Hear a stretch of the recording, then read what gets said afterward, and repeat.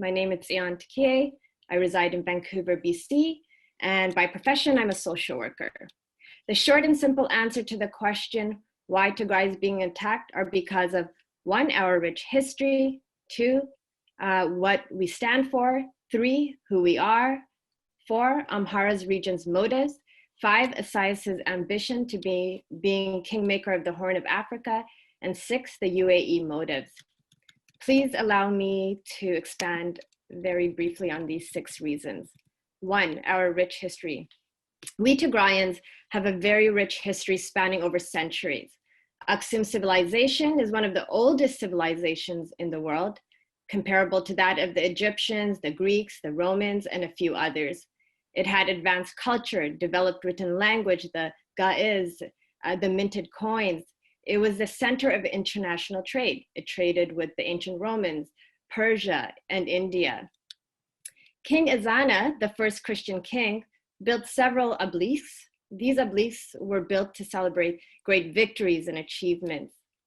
Aksum Kingdom has accepted Christianity around 325 AD, long before other people or regions, except perhaps Armenia. The Ark of Covenant was brought from Jerusalem and homed and secured in the section of the ancient Zion Church. My parents named me Zion after this historic church.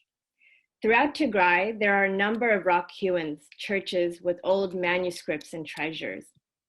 The center of this old civilization's rich history and culture is the present-day Tigray. To put it in a nutshell, the history that Ethiopians are proud of and talk about with pride is mostly the history of Tigray. There was also other great civilizations in Ethiopia, like the Kushite civilization.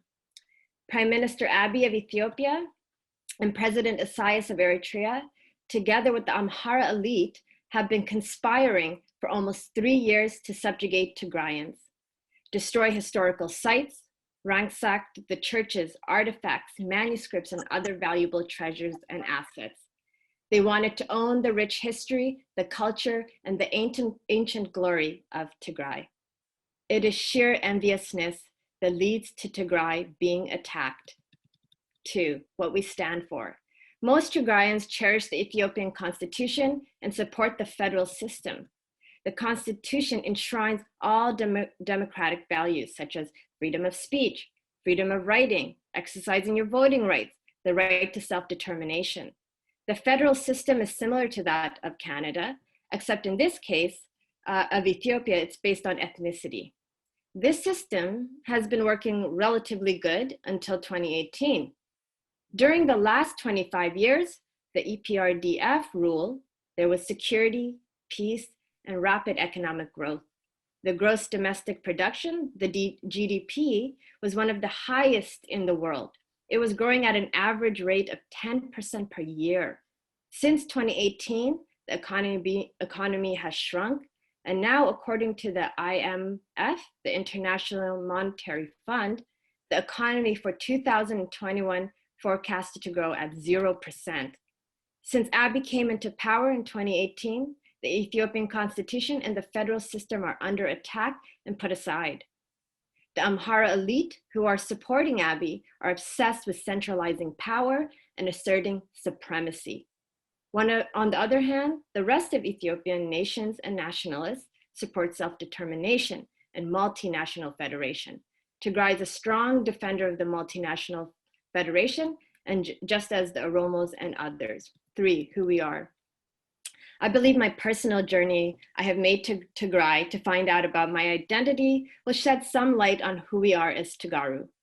Soon after I finished my college education, I had a chance to go to Uganda to do my practicum.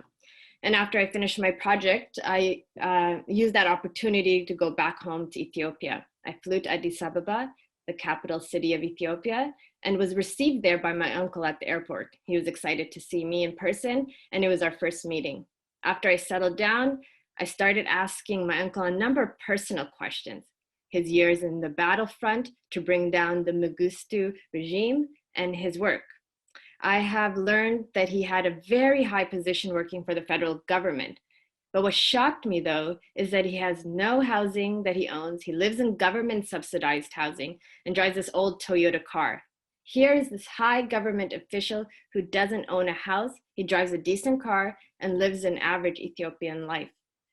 The conversations I had with my uncle was very inspirational. I was amazed of his world outlook, his understanding of the geopolitics of the Horn of Africa, and the pitfalls to Ethiopia's surviving in this tough neighborhood. My uncle is very a humble and accessible person. His personality radiates warmth, love, and care. It is easy to love him dearly. He is very passionate, committed, and dedicated to serving his people.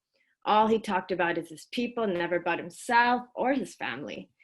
My uncle's character, sense of responsibility, and dedication to serving his people symbolize who we are as Tegaru. You might ask where my uncle is now. Sadly, he is in prison.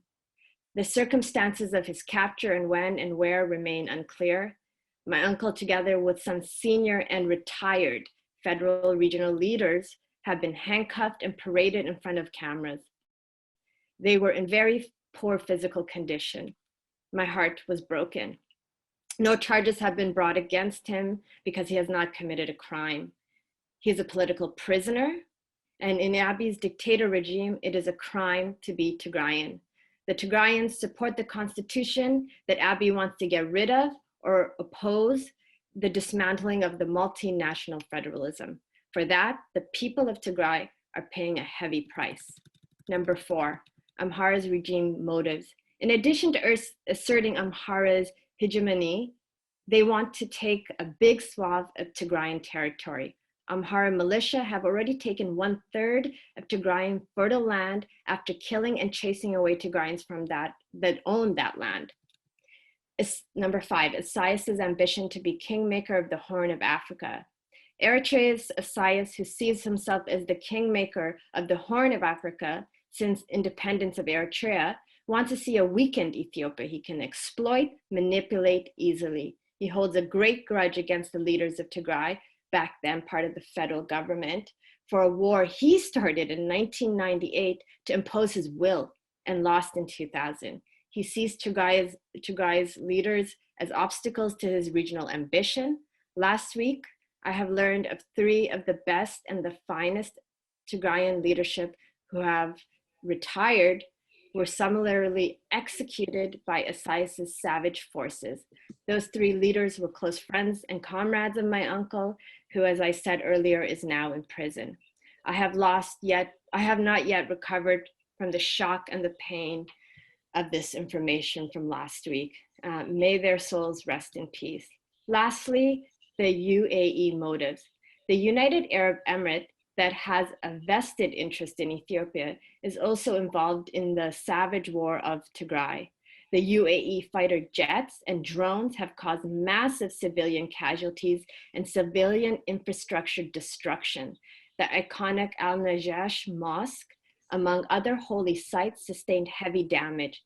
The massacres using drones all over Tigray, such as Makala area and Wukro, and other towns, amount to war crimes and crimes against humanity. It is believed that these war drones are from the UAE military base sustained in Asab, Eritrea. These irresponsible and inhumane acts committed by the UAE to shape and influence the geopolitics of the Horn of Africa is deplorable and should be condemned. I thank you all. Tigray shall prevail and rise.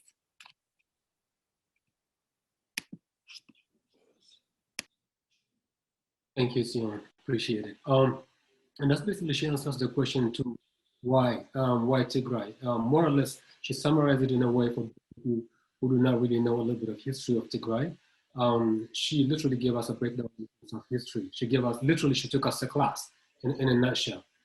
So we appreciate that, and I thank you for that, Sion. Our next keynote speaker is a diplomat. We're actually very much privileged to have him. He's a diplomat. He's very much well-versed in Ethiopian geopolitical.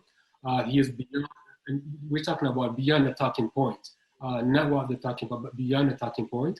And we're hoping that he's actually going to break it down in a way that we'll be able to understand, and he's going to done yet, so we'll be able to understand why this is going beyond the talking points. So without further ado, please allow me welcome Ambassador Johannes. Okay. Thank you very much, Johannes. Honorables, distinguished guests, fellow Tigrayans, good evening. My name is Johannes Abraha, a diplomat. This war on Tigray was in the making for more than 2 years. Today, I will briefly describe chronologically on how we get here. From 2015 to 2017, protests intensified in Oromia and Amhara regions against the EPRDF coalition government with anti-Tigrayan sentiments. More than 100,000 Tigrayans were displaced from the Amhara region as a result. Divisions start to emerge within the EPRDF coalition, where the Amhara and Oromia parties start acting as if they are on the side of the protesters, further accentuating the ethnic dimension of the crisis. A certain group by the name Team Lemma, with Abiy Ahmed as a non-peculiar member, emerged as a key regrouping within the coalition. 2018, Prime Minister Haile Mariam announces resignation, and the EPRDF launched a deep renewal process where it admitted to past mistakes and each member party changed the leadership. Abiy Ahmed, a relative unknown who worked at the head of the Information Network Security Agency and Minister of Science and Technology, gets selected to lead the EPRDF and implement the reform that were recommended by the deep renewal. Abiy Ahmed appointed as the Prime Minister of Ethiopia, leading to optimism and hope across the country. However, he moved very quickly to build his power base. Anti-TPLF Tigrayan narrative becomes part of his political strategy, leading to anxiety among Tigrayans. Concerns start to emerge that Abiy is more interested in building his personal power and influence than carrying out the promised transition. Lack of clear strategy and power vacuum in regions leads to increasing conflict of ethnic nature. Millions were internally displaced. The TPLF starts to air concerns, especially when it comes to the non-transparent peace deal with Isaias Afwerki of Eritrea. The Eritrean leader openly declared his support for Abiy and overtly suggested action against the TPLF, a ruling party in Tigray. In 2019, despite the mounting problems across the country, the Prime Minister Abiy still focused on rehauling the institutional and political space to fit his power ambitions. Crucially, he initiates a process to merge the EPRDF coalition into a single party, the Prosperity Party. TPLF declined to join the Prosperity Party, expressing its concern that Abiy is deviating from his assignment as a transitional leader. Tensions increased between Abiy Ahmed and TPLF, effectively making TPLF an opposition party. Purge against Tigrayans intensifies, and state media increase their anti-Tigray rhetoric, including repeatedly blaming Tigrinya speakers for past government misdeeds. Opposition intensified against Abiy in Oromia for his unitary tendencies and for ignoring the plight of the Oromo protest that brought him to power. Then he falls out with key Oromo opposition leaders such as Jawar Mohammed. By the end of 2019, all regions except Tigray in Ethiopia were put under the state of emergency and run by handpicks of Prime Minister Abiy. 2020, the rubber stamp Ethiopian House of Federation decides to postpone the mandate of the federal and regional governments beyond their 5-year mandate, citing the COVID emergency. Representatives from Tigray did not take part in this decision. The indefinite postponement faces opposition from different corners, opposing the House of Federation decision as an unconstitutional grab of power by the Prosperity Party. Tigray Regional State decided to and hold a successful regional election on the 9th of September. 2.7 million people vote. TPLF win by landslide and renew its legal mandate to govern Tigray. The federal government leveled this election in Tigray as unconstitutional and decides to not recognize the new regional government, cutting federal budget subsidy and ultimately raising tensions. Then Abiy Ahmed on the 4th of November declared war against Tigray. Let me conclude by pointing the reward, motivation, the trio, Abiy Ahmed, the Eritrean leader, and the Amhara militants to wage war against Tigray. Abiy's principal motive is to remove the last obstacle to securing his place as the next Ethiopian king and shaping the country in his own image. Isaias of Eritrea's motive, on the other hand, is eliminating a strategically positioned haven for Eritrean refugees and oppositions. And that of Amhara is claiming, quote unquote, territories, lost territories in western and southern Tigray. Finally, subjugating Tigray and Tigrayans for generation is the alma mater, bringing all three forces to join their power against Tigray. Tigray shall prevail and rise. I thank you the organizers too. Thank you, Johannes, appreciate it. As I said, for those of us who didn't really understand or who couldn't grasp the geopolitical of Ethiopia, in a nutshell, that's how it looks like. And we are very much actually privileged to have Johannes to be able to put everything and summarize it in like a minute or two. So we very much appreciate you. Before we continue with our next speaker, I just have a quick message that I would like to share with you guys. Tigrayans Alliance International Media is joining us, so thank you, appreciate it.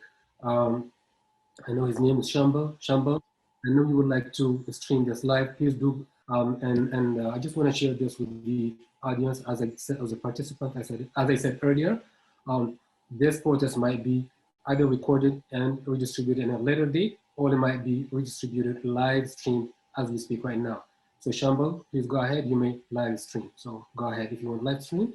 The Tigrayan Alliance International Media would like to live stream it, please do go ahead. We give you our consent to live stream it. So, and again, Johannes, thank you so much, we appreciate you. So our next speaker is Fiori from Calgary. So the way I could only point about what Fiori is going to talk about is for those of you who know how to play chess, or who have a little bit grasp of the concept of chess, that's the only thing I could think of. I thought about how to introduce her. And the best thing I could think of is chess. Chess, you have a board, you have pieces, and you know what the pieces do and which one you have. It's a set rule. That's chess in a nutshell. What happens if you're playing as a chess and your opponent change the rule on you, and your opponent is start to introduce checkers to the game? So basically, you know, he adds up some more pieces in the chessboard. That's the best analogy I could come up with our that I could introduce her, because she will be able to shed some light in terms of what I'm speaking. So Fiori, please go ahead and take over. Thank you so much. Sorry, just clarify. Are you sharing my screen for me? You can share. Oh, could you share for me actually?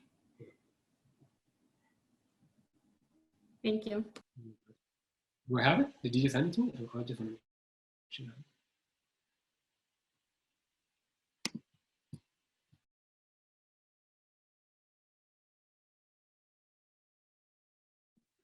Ras, were you able to share?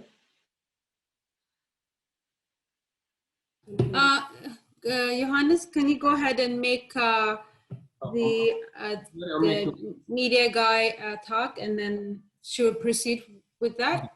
Yeah. You can go ahead and host, and then she's going to be sharing her screen.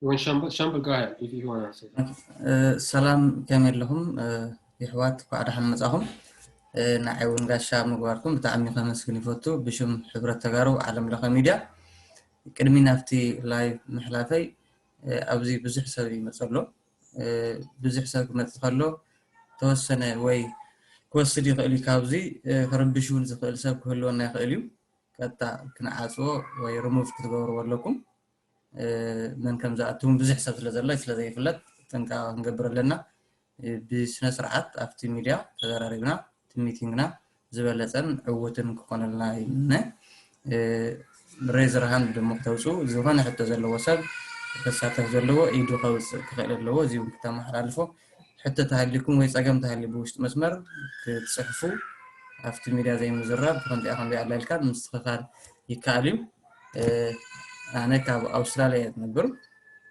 شامبرلي بحال بشم حبرة تجارو عالم لهم ميديا مالتي يعني اللي زي مثلا أنا نفتي اللايف كحل فيه. Thank you, Shamba. Appreciate it. So, salam everyone. Thank you for coming today. My name is Fieri and I live in Calgary, Alberta. For today, I'll be discussing the legal concepts of Tigray genocide. We'll focus on three things: the legal breach of Ethiopia, the current state of Tigray, and actions the international community as well as peace organizations can take in order to decrease the already devastating humanitarian crisis in Tigray. Keep in mind that every person is guaranteed all 30 rights upon birth. Now, I would like to direct your attention to the 8 listed rights. Now, ask yourself this: do I have rights? Right to live and exist as I am, right to peacefully enjoy my possessions without someone else destroying or stealing it, right to be safe from violence where I don't have to fear being unfairly persecuted or purged just because of who I am, right to be assumed innocent until proven guilty and then have a fair trial. Since we're Canadians, we have free healthcare, but ask yourself, if you were to get sick today, are you able to go to a hospital? If you needed medication, would you be able to find various options? Do you have the ability and means to purchase medications for you or your loved ones? Well, I can guarantee you that all of the rights I listed, we all have them, at least majority of them. Sadly, these are some of the rights Tigrayans in Ethiopia were stripped off. Because of this, the death totals continues to increase by the day, if not by the hour. Look at the few articles from the UDHR, the Universal Declaration of Human Rights, which are also the basis for Ethiopia's constitution. And although Ethiopia is bound by the UDHR, it has violated over 75% of the internationally recognized human rights. Sadly, the United Nations and the International Court has failed to act. I would like to direct your attention to Article 2. No discrimination shall be made on the basis of the political status to which a person belongs. The main justification that Ethiopia continues to use in its law and order enforcement is that it is going to detain the TPLF, Tigray's People's Liberation Front, which is a political group in Tigray. Additionally, many politicians who were part of the TPLF, including Ethiopia's former Minister of Foreign Affairs, Sion Mesfin, have been hunted down and killed. Ethiopia has made ethnically Tigrayan people subject to cruel, inhumane, and degrading treatment or punishment. Many citizens have been bombed, starved, and detained without any warrant. Furthermore, Ethiopia has acted as a barrier against humanitarian aid in order to enforce a collective punishment on the people of Tigray, and therefore breached Article 5. According to Article 23, everyone has the right to protection against unemployment. Yet, Ethiopia continues to ethnically profile and dismiss large numbers of Tigrayan people from various occupations, including peacemaking. Also, public officials have a duty to respect your right, protect your right, and fulfill your right. For the past 80 days, being subject to crimes against humanity has become the everyday reality for Tigrayan people. Furthermore, all and still many regions in Tigray continue to suffer from government-enforced blackout. Our people have no food or water, no electricity or fuel, no internet or communication means to contact their family, no access to bank or cash. Currency has also been changed. Banks remain closed in many regions and people have been looted. There is limited or no healthcare or medication available. Out of 40, only 5 hospitals remain somewhat functional, as healthcare facilities have been destroyed and looted beyond use. While looting whatever is transportable, the remainder immovable things such as roads, universities, historical monuments, churches, infrastructures, and houses have been destroyed. Okay, so we discussed the problems. Now let's talk about what the international community can do and what we asked them to do. First, we asked them to immediately deploy United peacekeepers into Tigray in order to protect civilians and maintain whatever peace is remaining. Second, we asked them to send in humanitarian corridor and airdrop foods as well as medication to Tegaru throughout Tigray. Third, we asked them to enforce an arms embargo, which directly translates to the disapproval of Ethiopia's and Eritrea's behavior. At the same time, it cuts off any weapon trade going into or out of Ethiopia and Eritrea. First, we asked them to hold Abiy and Isaias as well as other parties that participated or permitted Tigray genocide to unfold to be held accountable by legally prosecuting them for their war crimes. And finally, we asked them to take a punitive approach to Ethiopia, Eritrea, and other Tigray genocide sponsoring countries by making them the sole responsible parties for Tigray genocide and forcing them to pay reparations. Thank you.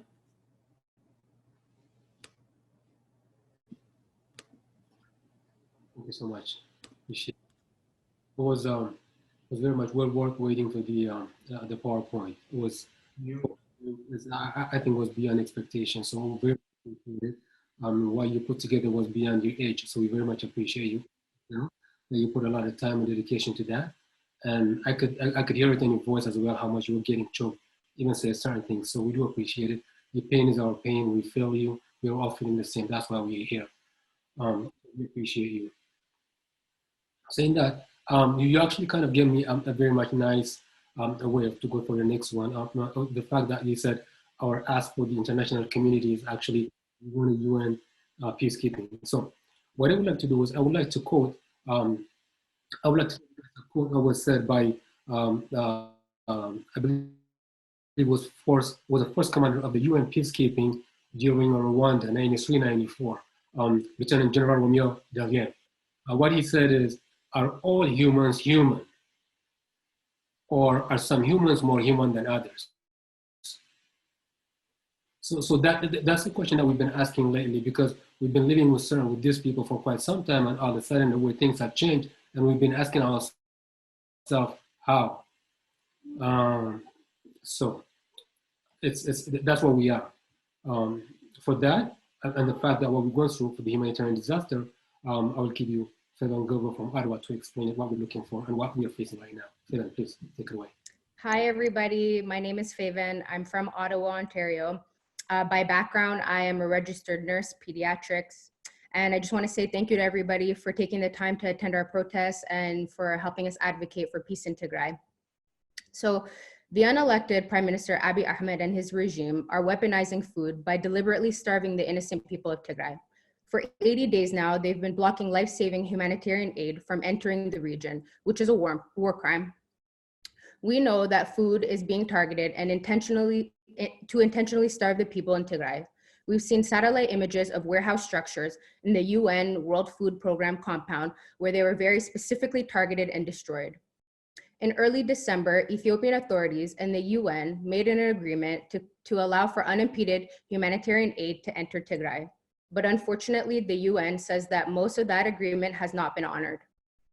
Prior to this war, Tigray was already dealing with food insecurities because many crops had been badly damaged by the locusts, leaving a big food shortage. And now, because of this war, according to the Tigray Emergency Coordination Center, more than 4.5 million Tigrayans need emergency food assistance right now. 2.3 million of those people are children. So at the hands of the federal forces and the Eritrean forces, Tigrayans are starving for many reasons. Food that had been stored at their home has now been looted. Their animals have been slaughtered. The crops have been either destroyed or burned down, and the crops that do remain are inaccessible due to fear of landmines. Many stores don't have anything to sell because they too have been looted, or because they're very low on shortage of supply.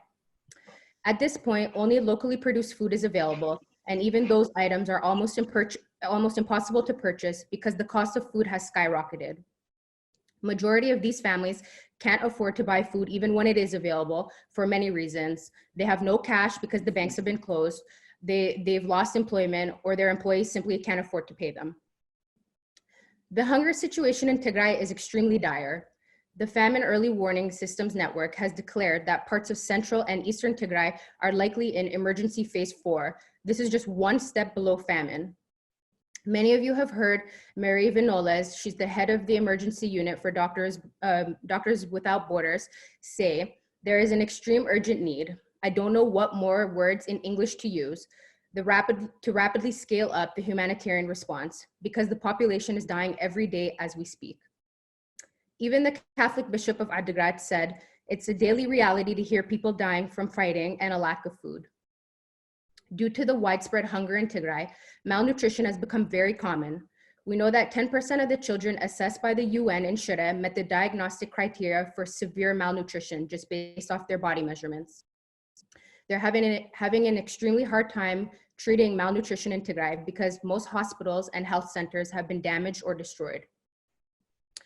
Not only is food shortage an extreme issue, but also access to clean water is very limited.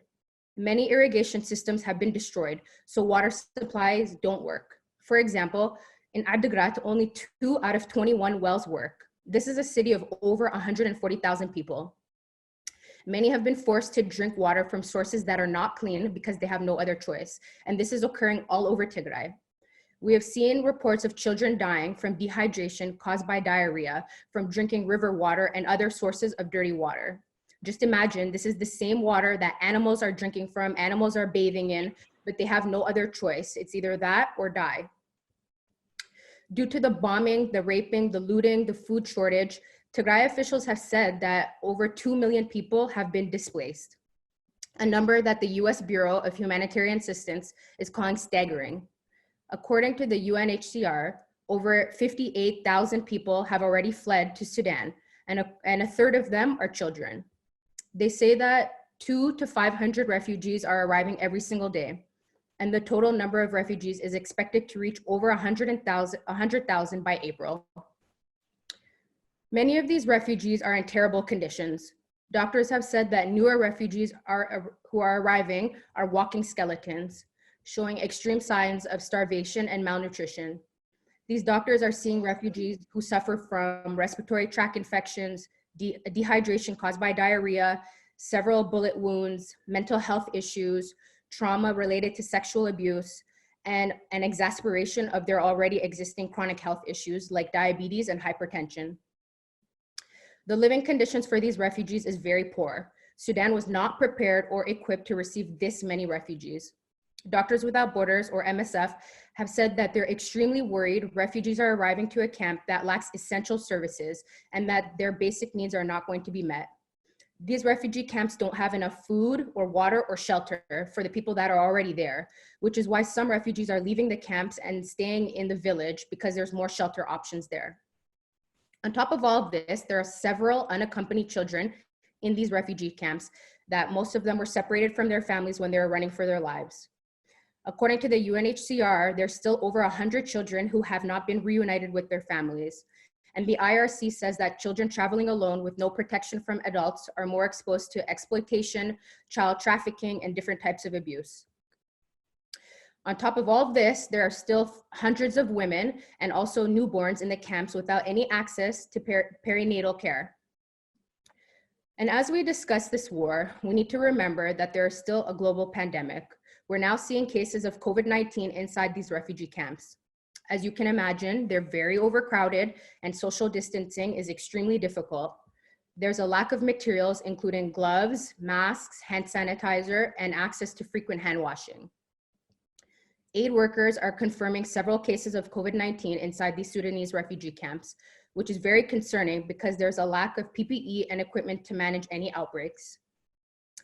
But despite all of these issues, Sudan has provided safety and hope for Tigrayan refugees. Unfortunately, fleeing Sudan is not possible for all Tigrayans. That journey may be too far or too dangerous for some, which is why, according to the displacement tracking matrix, there are over 200,000 internally displaced in Tigray. Due to the fighting and the extreme risk of danger, thousands have been forced to leave their homes. Reports from southern Tigray alone estimate that there are 90,000 displaced, and over 7,000 of those people are living in collective sites like schools. There's also other reports saying they're running to the mountains and hiding in caves. They're living and hiding in these very crowded spaces amongst other people and even amongst livestock. Others are hosting family members who were displaced from different cities in Tigray, which creates an additional burden for them because they were already very limited for food and water. So the rest and some others have also been seeking refuge in different regions, such as the Amhara and the Afar regions. So I hope I've been able to shed some light on the devastating humanitarian crisis in Tigray caused by Abiy Ahmed and Isaias Afwerki. Thank you for listening to my presentation, and I encourage all of you to use your platforms and be the voice for the voiceless. Thank you so much, Kevin. We appreciate it very much. Appreciate it. Well put. So if we look back to what Johannes had said earlier, the whole purpose that the Abiy government actually had a little bit of friction with the Tigrayan community was because of the fact that the Tigrayan community actually held an election, and the Abiy government did not want to have an election due to COVID. Now think about it. He doesn't want to hold an election due to COVID, but it's okay to bomb during COVID, knowing what the outcome is. So what's happening is inconceivable. So beyond, it's beyond reasonable. It's so, to be honest with you, there's not even, so I'm not even going to go to that. But what I would like to do is I would like to introduce a couple of people to you guys. We have MP Brad Redcup. Apologies if I'm pronouncing your last name wrong. We also have an MP, Teresa Woolworth. If you guys would like to speak, or if you guys would like to say something, please do let me know. I will interrupt and I will give you guys a platform to say something, a word or two if you guys like to speak. Or if not, if you would like to speak eventually, please put your name on the chat and we have a technical support that Hassan should be able to take care of it. So Fabian, we appreciate your presentation. And I would like to pass the platform to my co-host, Salam from Calgary. Salam, please take it away. Thank you, Johannes. Thank you, everybody. It was an amazing presentation. Now, as you all know, there's a lot, many war crimes happening in Tigray.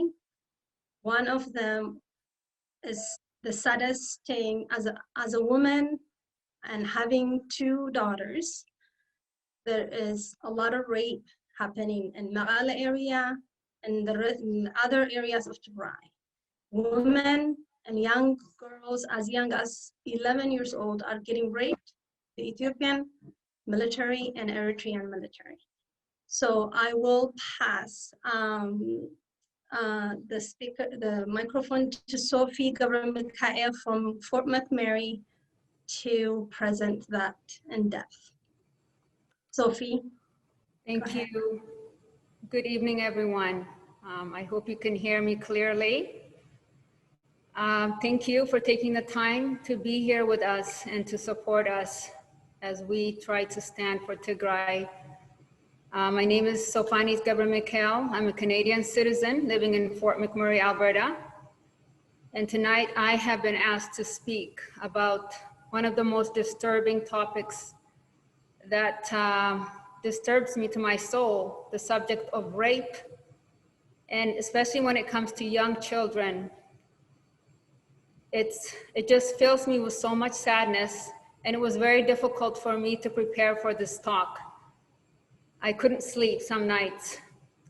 Right now, Amhara militia, Eritrean troops, and Ethiopian troops are raping young girls and women in Tigray every day.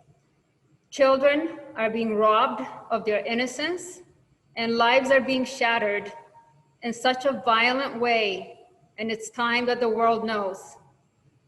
Yesterday, UN Against Sexual Violence and Conflict, Pramila Patten stated, "I am greatly concerned by serious allegations of sexual violence in the Tigray region of Ethiopia, including a high number of alleged rapes in the capital Maqale.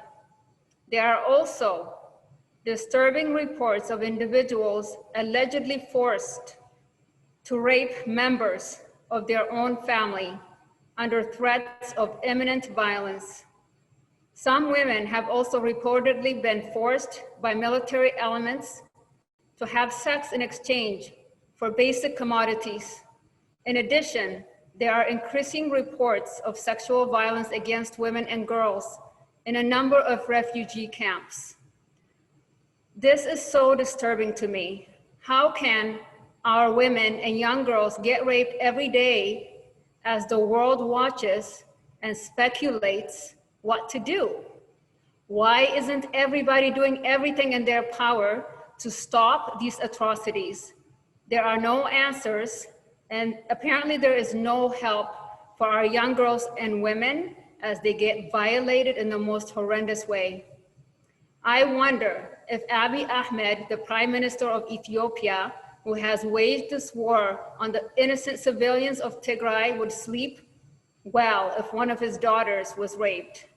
Imagine this was your daughter, your sister, your wife, your loved one. How would it make you feel? I want to cry when I think of the parents and loved ones of these women, the anger and hopelessness and sadness they must be feeling is excruciating. The people of Tigray are crying out for help and no one is listening. These violated children and women will be physically and emotionally and spiritually scarred for life, not to mention the plight and great need of the innocent conceived babies in such a violent way. Furthermore, the airstrikes have destroyed almost all the hospitals in Tigray. There are also civilians in need of medical care from being shot, starved, mutilated by the Eritrean, Ethiopian, and Amhara troops. What Tigrayan people are living through right now is hell on earth, and I wouldn't wish it on my worst enemy. We need the people of power everywhere to stand up and say no more.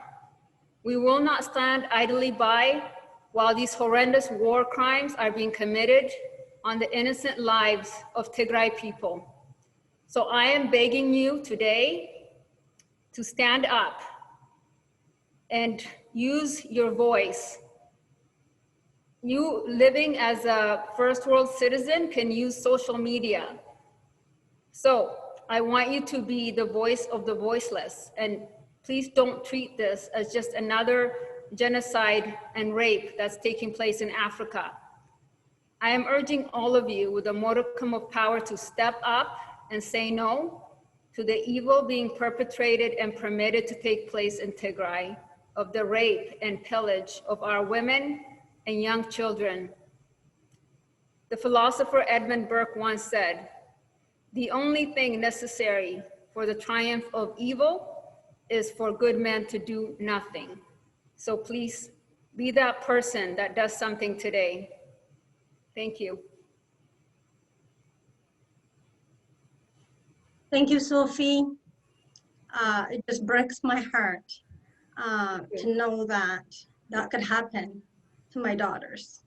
Me too. And it's happening to Tigrayan, beautiful little girls and mothers, and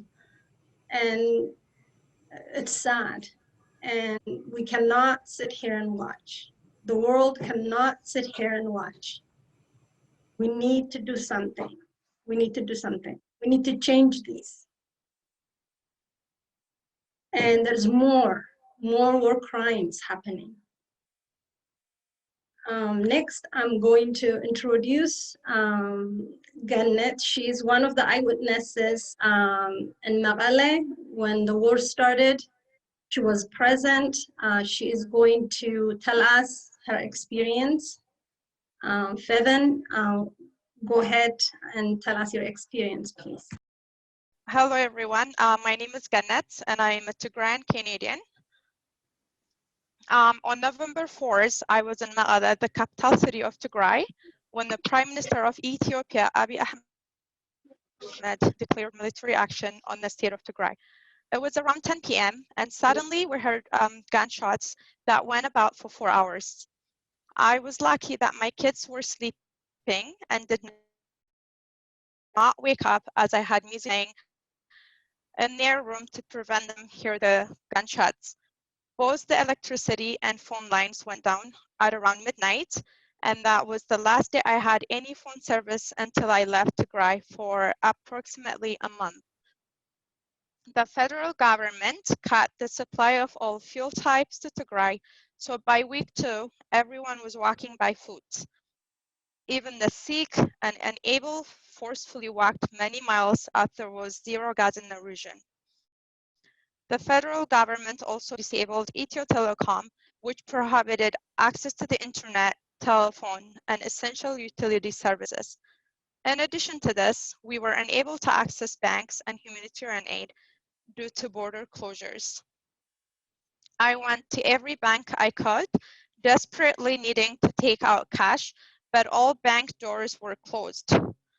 As the days went by, it seemed like there was no hope or way to get out of the region. There was no access to bus, air, or any other method of travel. Farmers were scared and not allowed to bring their produce to the cities. Everyone went out of grocery shopping and stocked up dry foods, which caused several things already running out. I was so confused, not knowing what to do, not knowing how long my kids and I would be stuck for, not knowing how long the food we bought will last us, and how much longer until banks open up again. In addition to this, looting and stealing Eritrean forces, of course, were involved.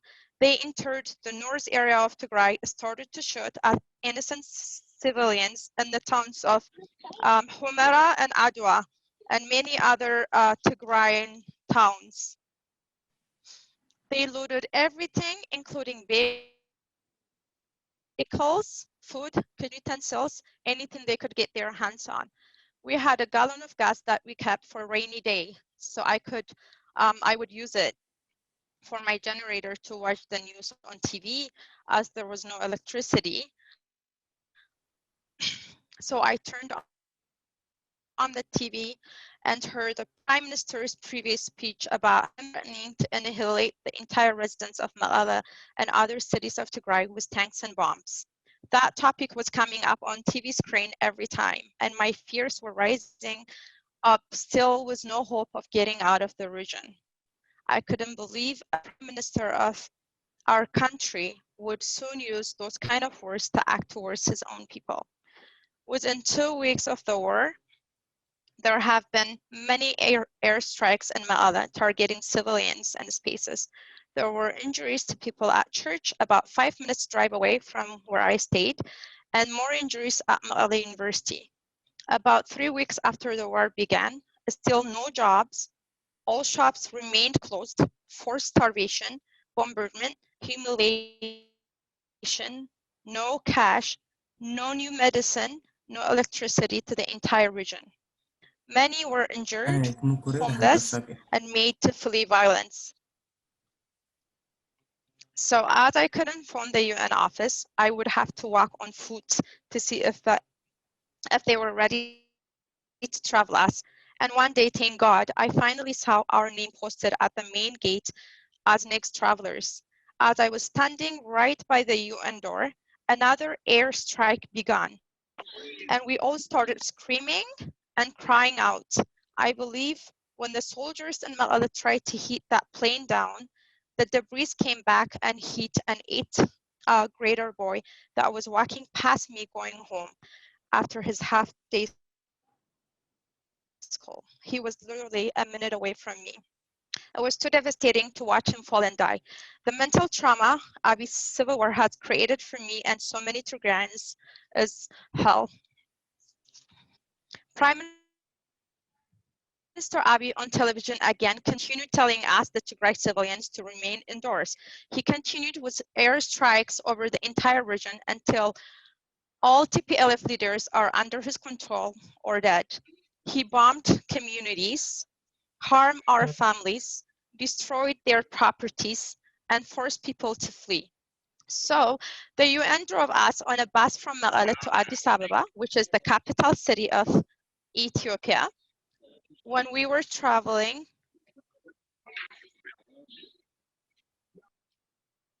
okay, I'll just continue.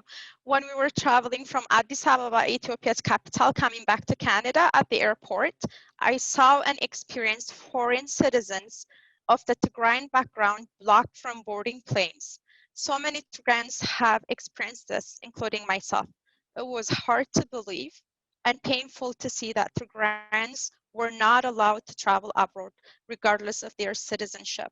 Somehow I have made it far. Every day, I thank God that I have the privilege and chance to live in the most unique and peaceful country in the world, Canada. However, I'm terrified of reconnecting with my family in Tigray when all phone lines are back to service. Thank you for letting me share my story, but again, my story is nothing compared to what is happening to the civilians in Tigray. We are now on day 80 and still no food, around 4.5 million people in Tigray are being forced to starve to death and are drinking river water. The war is real. Humans are being slaughtered. Please take action and help our people in Tigray today. Thank you, guys. Thank you, Gannet. Thank you for sharing your experience. The one question I have for you is, we've heard Abiy Ahmed stating that no Eritrean troops in Tigray. He's been denying, while we know that's what the US have said, the Eritreans are there. So have you seen any Eritreans? I know he said, tell me a little bit. Okay, so like I said, it was the beginning of the war, 3 weeks from the start of the war. I've met so many people that fled from Humera, from Adwa. They flee to the capital of Mekelle. So this is before Abiy Ahmed took over of Mekelle. I've met so many people that actually their siblings were shot to death. Their siblings got injured, you know, they got looted, their crops were burned. So you cannot deny that fact. In fact, we're seeing it all over the media, so it's not something you can hide anymore. Thank you, Kenneth. And I know you expressed that you have a brother that stayed behind you. Do you know where he is or what he experienced? So that's correct. Not only my brother, my friends were also there. They finally came back because we were the last people to leave the city. There was no UN service after us, so we left on a Friday. Like my friends and my siblings were scheduled to leave on Monday, but that didn't happen because Abiy Ahmed gave 72 hours you know, for everyone to stay home basically. So the UN was ordered and didn't feel like driving as it wasn't safe for anybody. So again, they got stuck and they saw the worst, you know, comparing to me. They've seen it all. So they're here now, they're safe, but the trauma that they went through, unbelievable. I can't tell you enough. It's pretty much what you're seeing, you know, everywhere. Thank you, Gannet. It is saddened. We are so lucky to be in Canada, but to watch our family go through that and to be discriminated, killed, and to be threatened, saying no mercy, it breaks my heart because the freedom we have in here, I wish it for my family and our people in Tigray. Thank you. Next is gonna be before you introduce the next person, I just would like to take a minute to thank Hillary and MP Cumming for coming and for participating into our voice. Hillary and MP Cumming, we appreciate you and we thank you. I did read what you said and we do appreciate what you wrote. I know your Conservative Party is working on de-escalation and we appreciate you and we appreciate your work and we actually appreciate the fact that you're here participating with us. I just want to say thank you. Sorry, go ahead. Thank you. We're saying thank you on the behalf of all Tigrayan Canadians. So I will pass it as Sophie earlier explained about the raid that's happening across Tigray by the Eritrean and Ethiopian military. Yelma Burhan is also going to elaborate on that. Yelma Burhan is from Winnipeg community. She's a Canadian citizen. Yelma, you're up next. Yelma. Thank you very much. Good evening, honorable guests and all participants. My name is Yalam Braham Bayene. I'm Canadian and resident of Winnipeg. I work in non-profit world for 11 years and volunteer my time working in a charity to support children and youth. And I'm also proud public servant. As a mother and as a woman, I'm presenting about sexual violence against women along with my daughter and my son. I want to be voice for the voiceless young women and girls in Tigray, currently facing attack. Underage Tigrayan girls are being raped by Eritrean forces, Amara militia, and Ethiopian military forces. Young girls are being gang raped, have a gun to their head, and unable to receive any help. They are experiencing immune trauma after being gang raped, injured, and disabled for life at such a young age. Young girls and elderly nuns are being assaulted by a group of armed fighters, wounded, tortured, abused, abandoned, and taken to Eritrea in a systematic sexual trafficking. Even more disturbing, widespread reports show of coordinating campaigns weaponizing HIV positive components, raping women and girls. The widespread raping, killing, and abuse of women and girls are also being confirmed by Ethiopian armed officials in a state TV. Wait a minute, Beatles. I want you to think about it. Don't blurt out. With over 700 cases reported in the capital, Mekelle alone. The special representatives on sexual violence in conference of UN today released a statement outlining many disturbing acts imposed on Tigray women and girls. Mothers witnessing violence against their loved ones and seeing their children abused and killed. Young women are attacked via knife, ox, and airstrike with the intent of destroying the people of Tigray through ethnic cleansing. It's truly heartbreaking. Many elderly people are being left without family and economic support. Pregnant women are delivering their babies without medical support, in empty house, in the forest, and elsewhere without any care. Many mothers are dying during their labor because of preventable conditions. Newborn babies are also dying as they cannot survive without hospital and medication. Females are discriminated and humiliated, and it was also difficult to access to personal care medical supports, posing health risks. The government has blocked the flow of critical medical supplies, and hospitals has destroyed by Eritrean and federal troops. Of the original region 40 hospitals, only 5 are now accessible due to looting and distributing by the invaders. The seriousness of the situation has been compounded with the current COVID pandemic, and it is difficult to survive without hospital and medication. Tegaru children and families are striving today because of being cut off from supply and service for more than 2 months. The remaining medical centers have indicated an increase in damage for emergency contraceptives and testing for sexual transmitted infections, which is an indication of sexual violence. Okay. Tegaru women are also affected because of their role as caretakers to their families.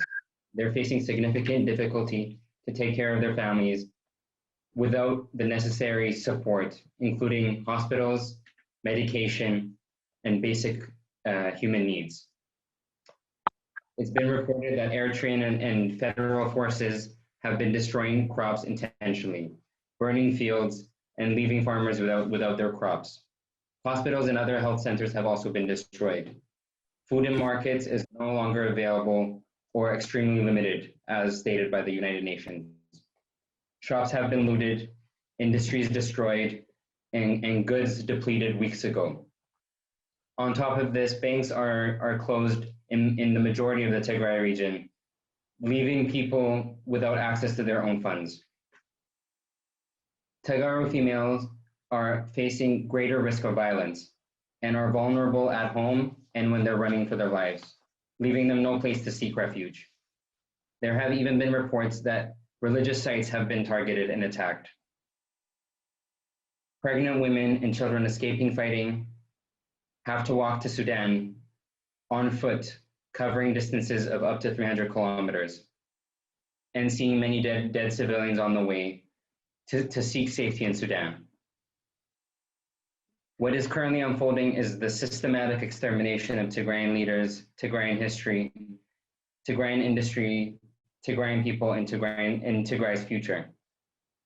Eritrean forces, militia Fano, and Ethiopian forces are jointly harming Tegaru women with transmitted diseases, sexually assaulting them, impregnating young women, and killing them. Women are facing immense psychological trauma, physical abuse, and social stigma. On top of the economic distress, many women are experiencing heightened mental illness and humiliation. The war in Tigray has deliberately targeted civilians, including many children and women, through sexual assault and widespread looting and extrajudicial killing. Young girls and women are facing stigmatism and retribution for being victimized. It is discouraging them from coming forward and greatly destroying their self-esteem and confidence to progress in their lives. This has long-term effects and really hurts their prospects of progressing or having aspirations to own businesses or into leadership.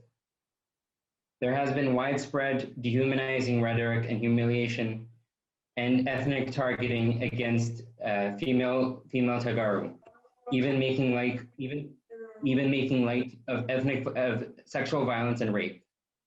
We are urging Canada to take the following actions and protect the welfare of our women and girls against crime and against genocide. We are asking to stop all sexual assault and genocide against Tegaru women and girls, to stop the war and restore women's rights. We're calling for immediate investigation to war crimes, including gender-based violence, and hold all perpetrators to account. Ensure women's safety and create resources for affected girls and women to overcome their trauma, to come forward and to heal. We Tigrayans are deeply saddened by the tragic loss and suffering of innocent women and girls. And on behalf of Tegaru and Canadians, I extend my thoughts to the most vulnerable women and girls currently facing the most extreme conditions and hardship. We are calling on the international community to protect innocent women and girls and uphold the most basic of human rights. Thank you. Thank you. That was amazing. Thank you for giving us some light in that. It is sad that the hate and the crime happening to the Tigray people. The Tigray people are hard workers, peace lovers, and to be bombed and killed, massacred, and starved by their own government and people, and not allowed to have a political opinion, it's sad. It's sad to us, and we want to say something. We want Tigray people to have what we have here.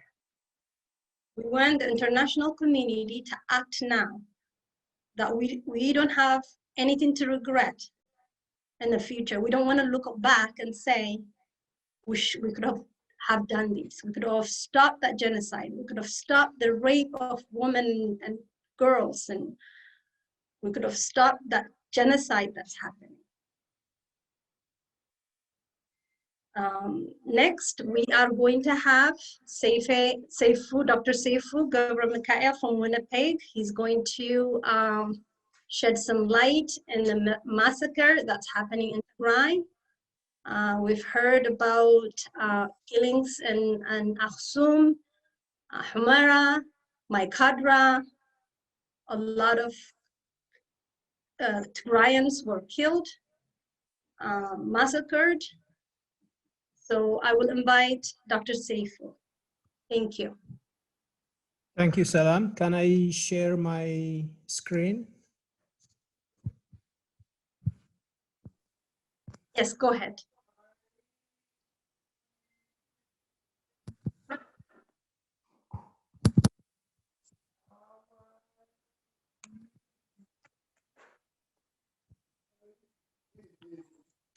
Can you see my screen? Yes, we do. Okay, thank you, Salam.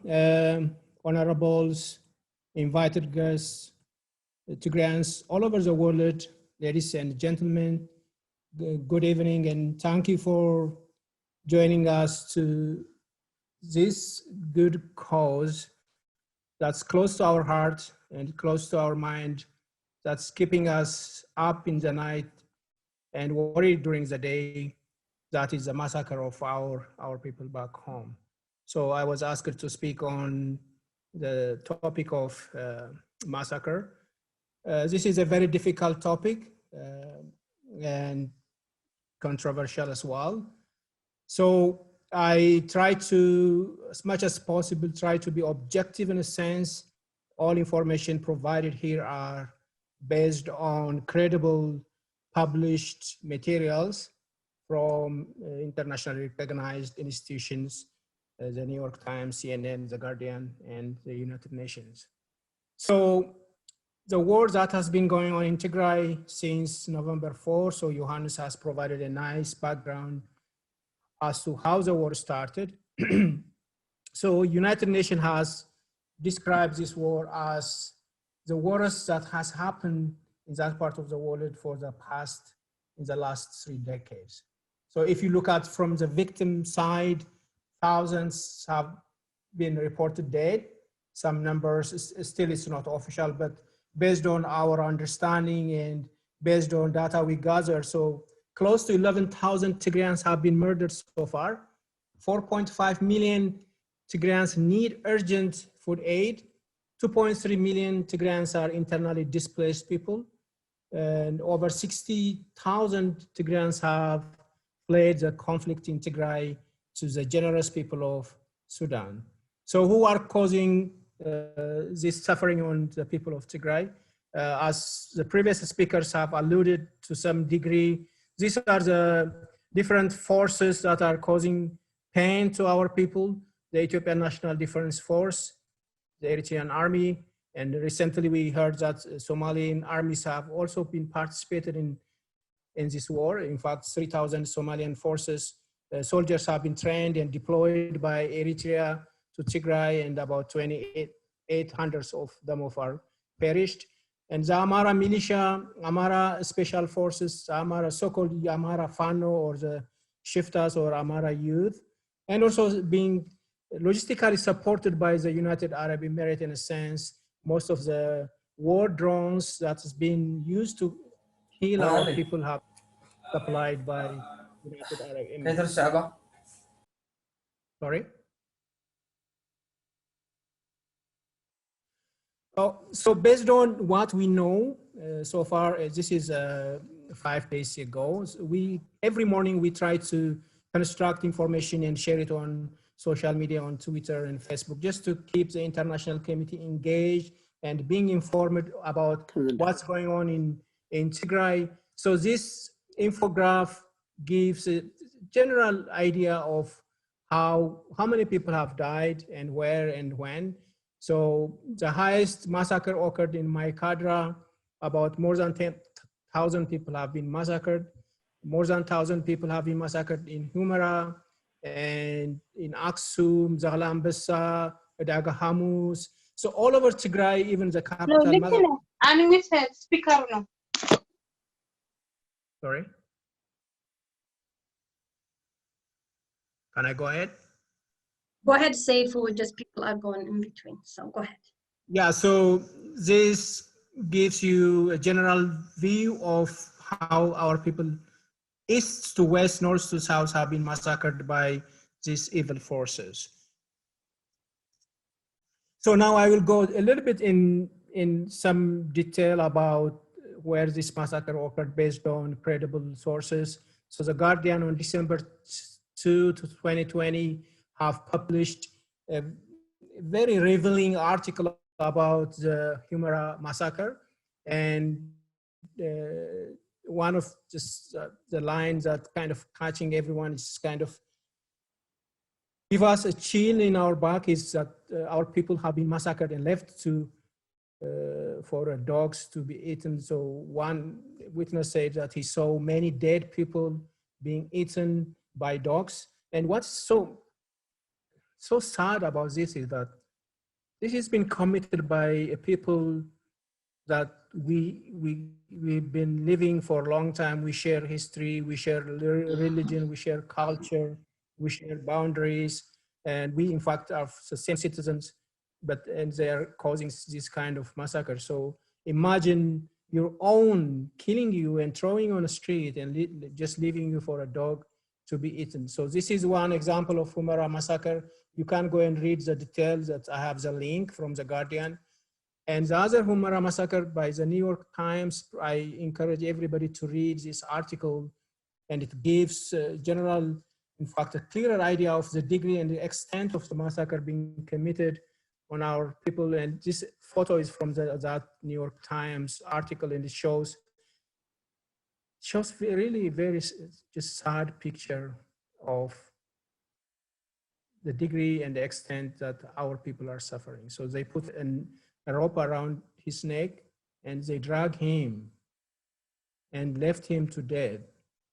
And this is, they thought he was dead, and this is a scar on his neck. And this is from New York Times. We are not making up this stuff. And the Amara militia says that they cut people's head. Imagine, they just cut people's head. And these are the people that we go to church together. These are the people that we say that we share history and culture. And the other article is from CNN. So a similar story from Humera,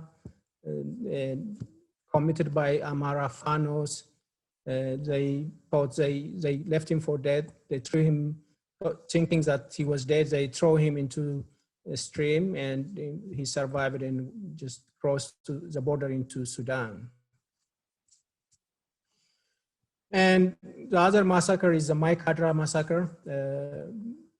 More than 1,000 people have been killed. This article is from The Vice on December 24th. And this is the witness from the authors to this, for this article. They interviewed people and chronicled what the witness have said. And one of the witnesses said he saw our neighbors killed and slaughtered in the same way as you cut wood with an axe and knife. Imagine, this is a crime. This is human rights crime. They cut our people like they cut a wood with axe and knife. And he continues to say they check the IDs of the people. If they find someone with a Tigrayan origin, they slaughter with a knife. And this is happening to our people. And this is, I don't know, I don't have enough words to express how I feel. The other massacre is in Idaga Hamus. This is based on eyewitness account. And also credible sources. The sources say that at least 300 civilians were massacred in Idaga Hamus. And what's so interesting is that at least 150 of them were massacred while sheltered in the church, in St. Mary Church. Imagine going to a church and massacre people who are kind of in the protection of God. This defies all human rules, all human values, the values that we grew up. So they killed at least 150 people in the church, in total 300 people in Idagahamus. And these are some of the faces of the people, our people that have been massacred, and these are from a single family. Another massacre from Idagahamus is a family of 5. Really, it's a very sad tragedy. A father, a son, 2 sons and 2 grandsons have been massacred from just one family. This is the Idagahamus massacre. And one of the most still kind of difficult massacres that has been committed on our people, and which is difficult for me to just even fathom that how people can do such kind of crime, is the massacre of Aksum Mariam Zion. Just to give you a context, Aksum Mariam Zion is the oldest and first church in Ethiopia and Eritrea. It is the first church and the church that houses the biblical Ark of the Covenant that God gave to Moses on Mount Sinai. So if you go to Ethiopian and Eritrean Orthodox churches, every Orthodox church will have a copy of the Ark to show a spiritual connection to the church of Aksum Mariam Zion, because that what they are saying is that every church in Ethiopia and Eritrea belongs to, or it's a children of, the Aksum Mariam Zion church. So this is the mother of all church and the historical church, probably one of the first churches in the world. Yet these people have killed 750 Christians who were sheltered in that church. It's really difficult to understand, difficult even to process. And my expectation is that this is something every Tigrayan has to teach their children and grandchildren for generation to come. Everybody needs to know this is not just a crime. This is an assault on our culture, on our religion, even our own existence. Another massacre has been committed on Al-Najashi Mosque. And also just to give you a context on Al-Najashi, so when the Prophet Muhammad, when he started the Islamic religion, he was persecuted in Mecca and his followers were threatened to be killed. So he told his followers, so this is just before the advent of the Islamic religion. So he told them to go to the land of Abyssinia or Habasha. And he told them that there is a king who is fair and just. So even the Prophet trusted our king to give a shelter to his followers rather than to stay in Mecca.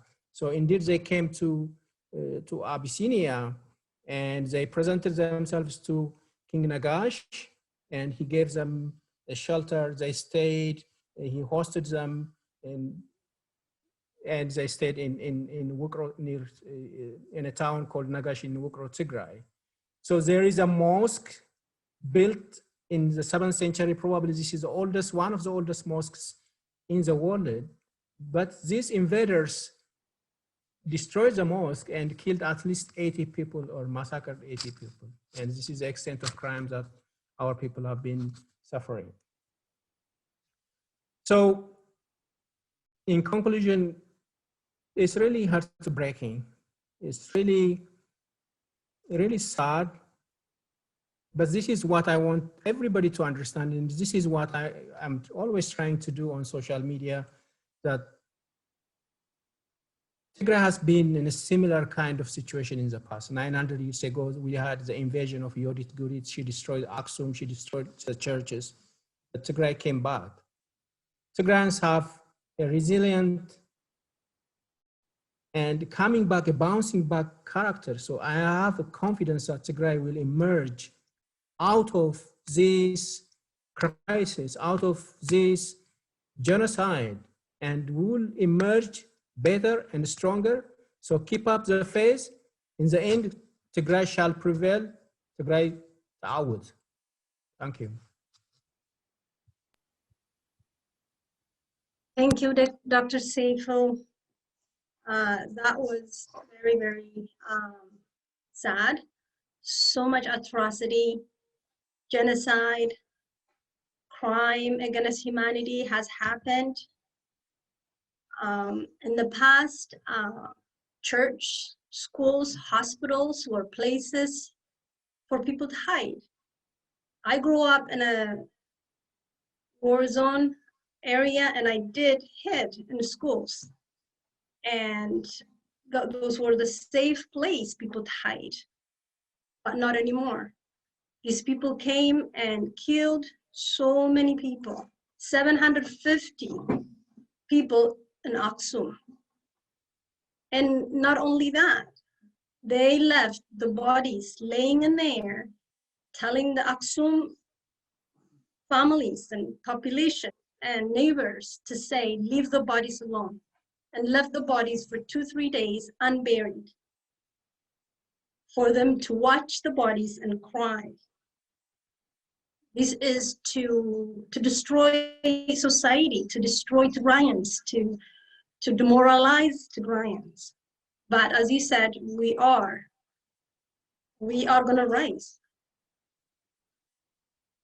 We will rise. We survived the Gudit attack. We survived Haile Selassie. We survived Menelik. We survived Derg. And yes, these people go through so much. They've been through so much. Enough is enough. And thank you for that. And next, we have some eyewitnesses. We have Rugbe and her daughter, and 11 years old, were in Tigray at the time of war, and they're going to share their experience. Rugbe, are you there?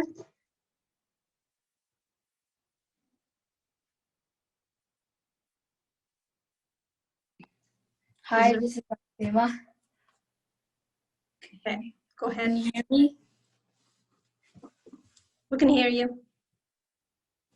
Hello, everyone. My name is Arsema. I'm 11 years old. Thank you for having me.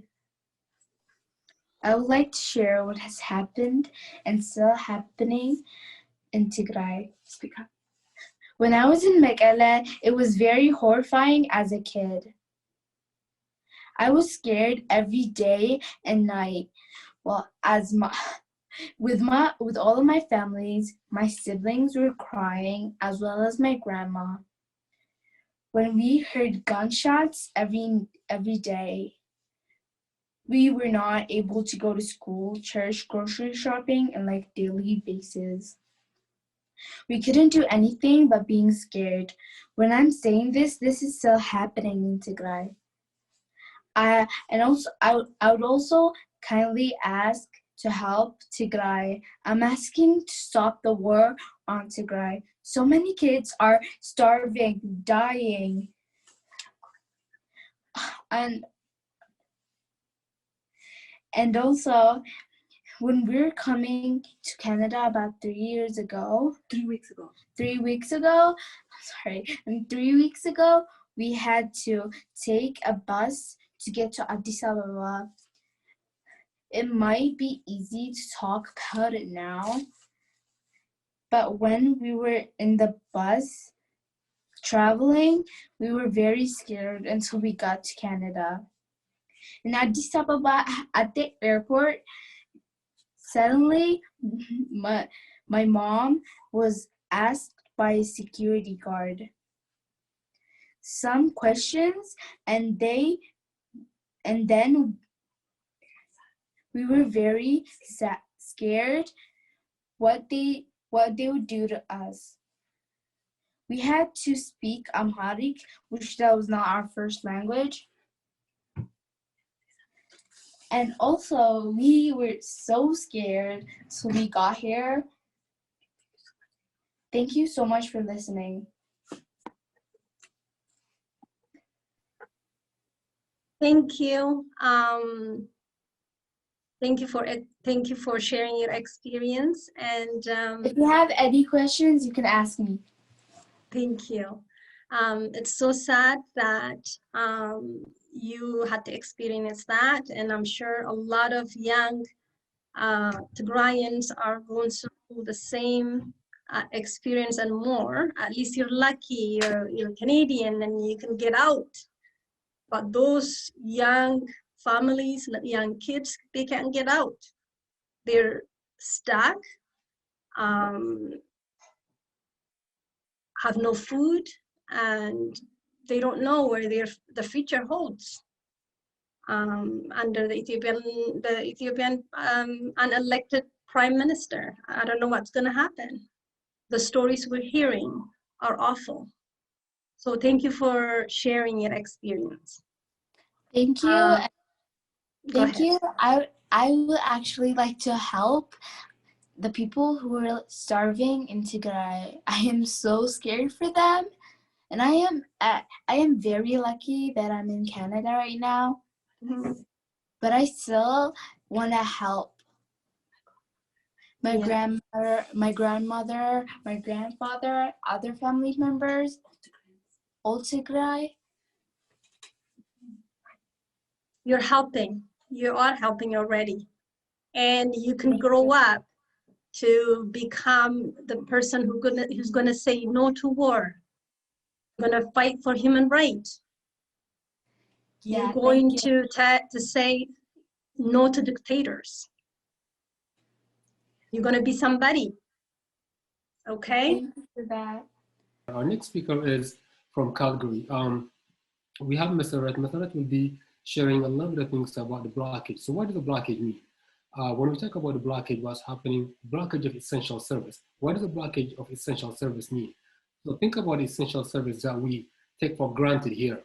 I'll give you a simple example. For those of you who live in Toronto, imagine a snowy day, and if you're a bus taker, a streetcar taker, a subway taker, and there's none of those. Those are a blockage of essential service. And we know how we act, or we know how we, how much it would affect us. So now multiply that by everything that you have, by everything that you enjoy for life, and everything is just, you wake up one day and none of that exists. How would you behave? How would you act? How would you, as a matter of fact, how would you even deal with it? So Mr. Fulson from Calgary is going to tell us what's happening and what's the essential service that have been blocked so far. Mr. please go ahead. Thank you, Johannes. First, I'd like to thank everyone here for being a part of this demonstration. My name is Mesret Tedla. I am a member of the Tigray community in Calgary.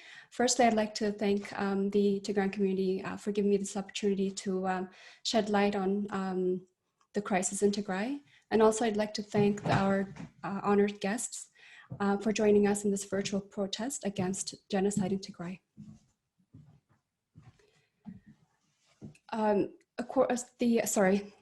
So my topic, as I said, is the Tigray being cut off from all essential services, such as the hospitals and medical services.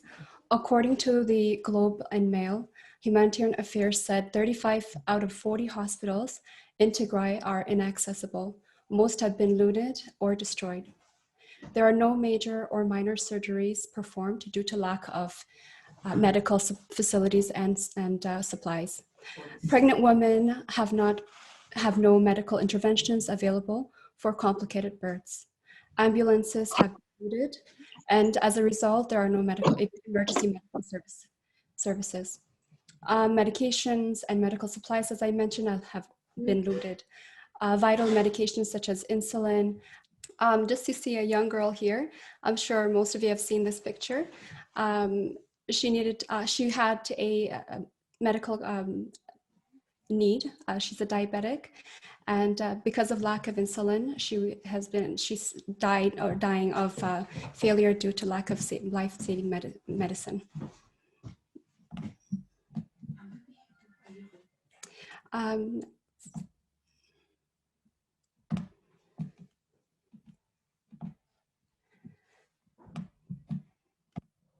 Okay. Oh my goodness.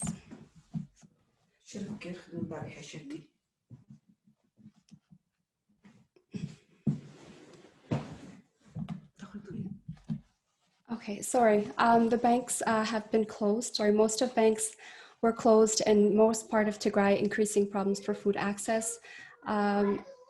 Ma'ala Commercial Bank is open, but people have limited access to their money. Critical shortage of food, water, medication, fuel, and cash for the entire region. There have been reports of home-to-home looting of valuable, such as money, gold, silver, and household items by the Eritrean troops. Tigray's economy has been hit hard due to the looting and destroying of major factories and historical sites. Looting of all industrial equipments, cars, trucks, and buses. Communication and transportation has been blocked. Electricity cut off in major regions, no lights and no power and no heat. There are reports that people are getting killed in the dark. Communications have been cut off in most regions. Most people have not heard from their family members and don't know if they are alive or dead. Media outlets have been shut off. And this is, of course, to hide any evidence of the war crimes that are being committed by the Eritrean troops and the Ethiopian troops. Neutral UN observers were also killed by the Ethiopian militaries, and humanitarian NGOs assist refugees with leaving the conflict. There are no transportations of goods and services, and roads and borders have been blocked, making it very difficult to deliver humanitarian assistance. As a result, 4.5 million people, including children, are starving to death. In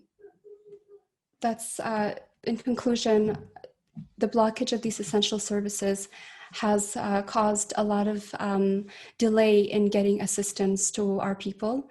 Of course, we are getting reports from eyewitnesses, family members, and other credible sources to let us know what the reality is on the ground, even with all of these blockades. So I urge you to please listen to the voice of our people, listen to the voice of the eyewitnesses that are telling us this is the reality. It's very important to trust the victim when they're telling you, I'm getting hurt, I'm getting burned, everything is being taken away from me. We don't need really, you don't have to be there to understand and to acknowledge that they are being victimized and hurt. Please, we urge you to give us help, to lend us an ear, to lend us your heart, and to be the voice of, we are the voice of our people, but we need you, our honored guests, to pass it again to those who can do something about it. We need action now. Thank you very much for listening.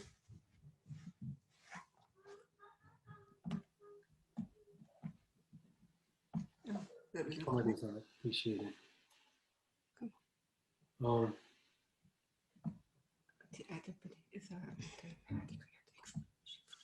Oh, I'm sorry. There is one thing that I wanted to mention. Is that okay? No, of course. Go ahead. Okay.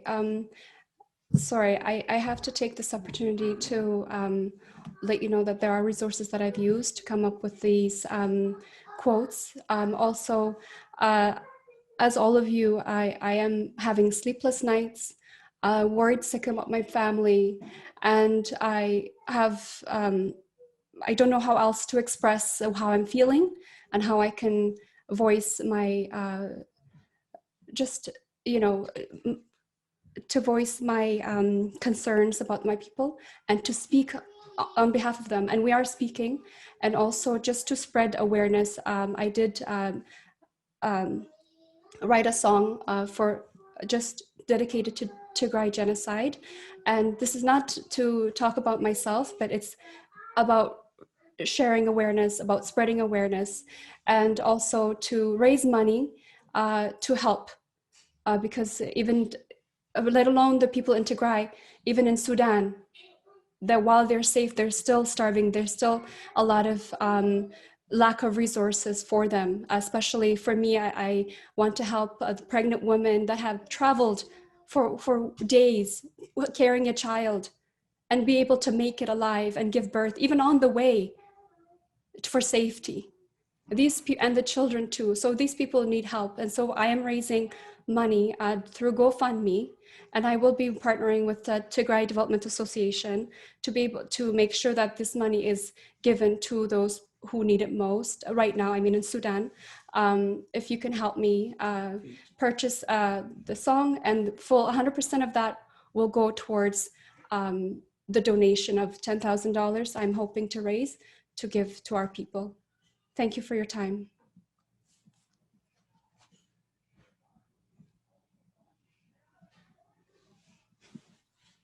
Thank you so much. I really appreciate it. And then just I would like to correct my, I think I called you Mr. Fusum. It's Mr. Tadla, I believe. It's Meseret Fusum Tadla, that's fine.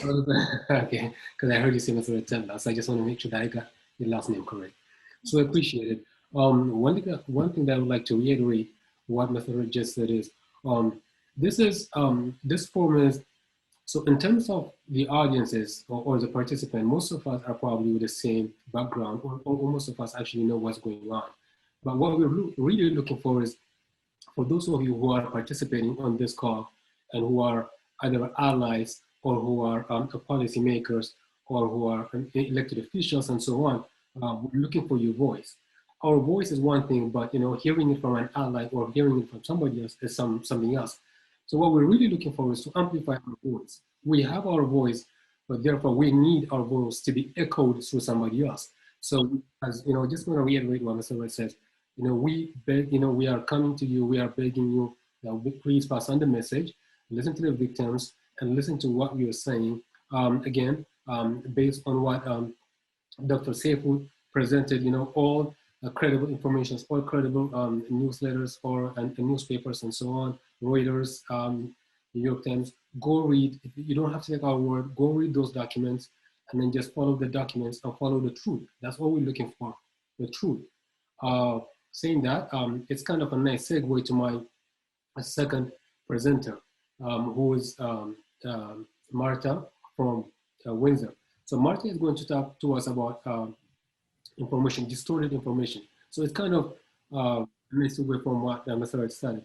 So right now, we are kind of living in a abusive relationship, because what's happening is Tigray are getting bombed, they're getting killed, they're starving. However, the government is saying the government is doing it for their own good. So that's, it's kind of, it's very much abusive relationship.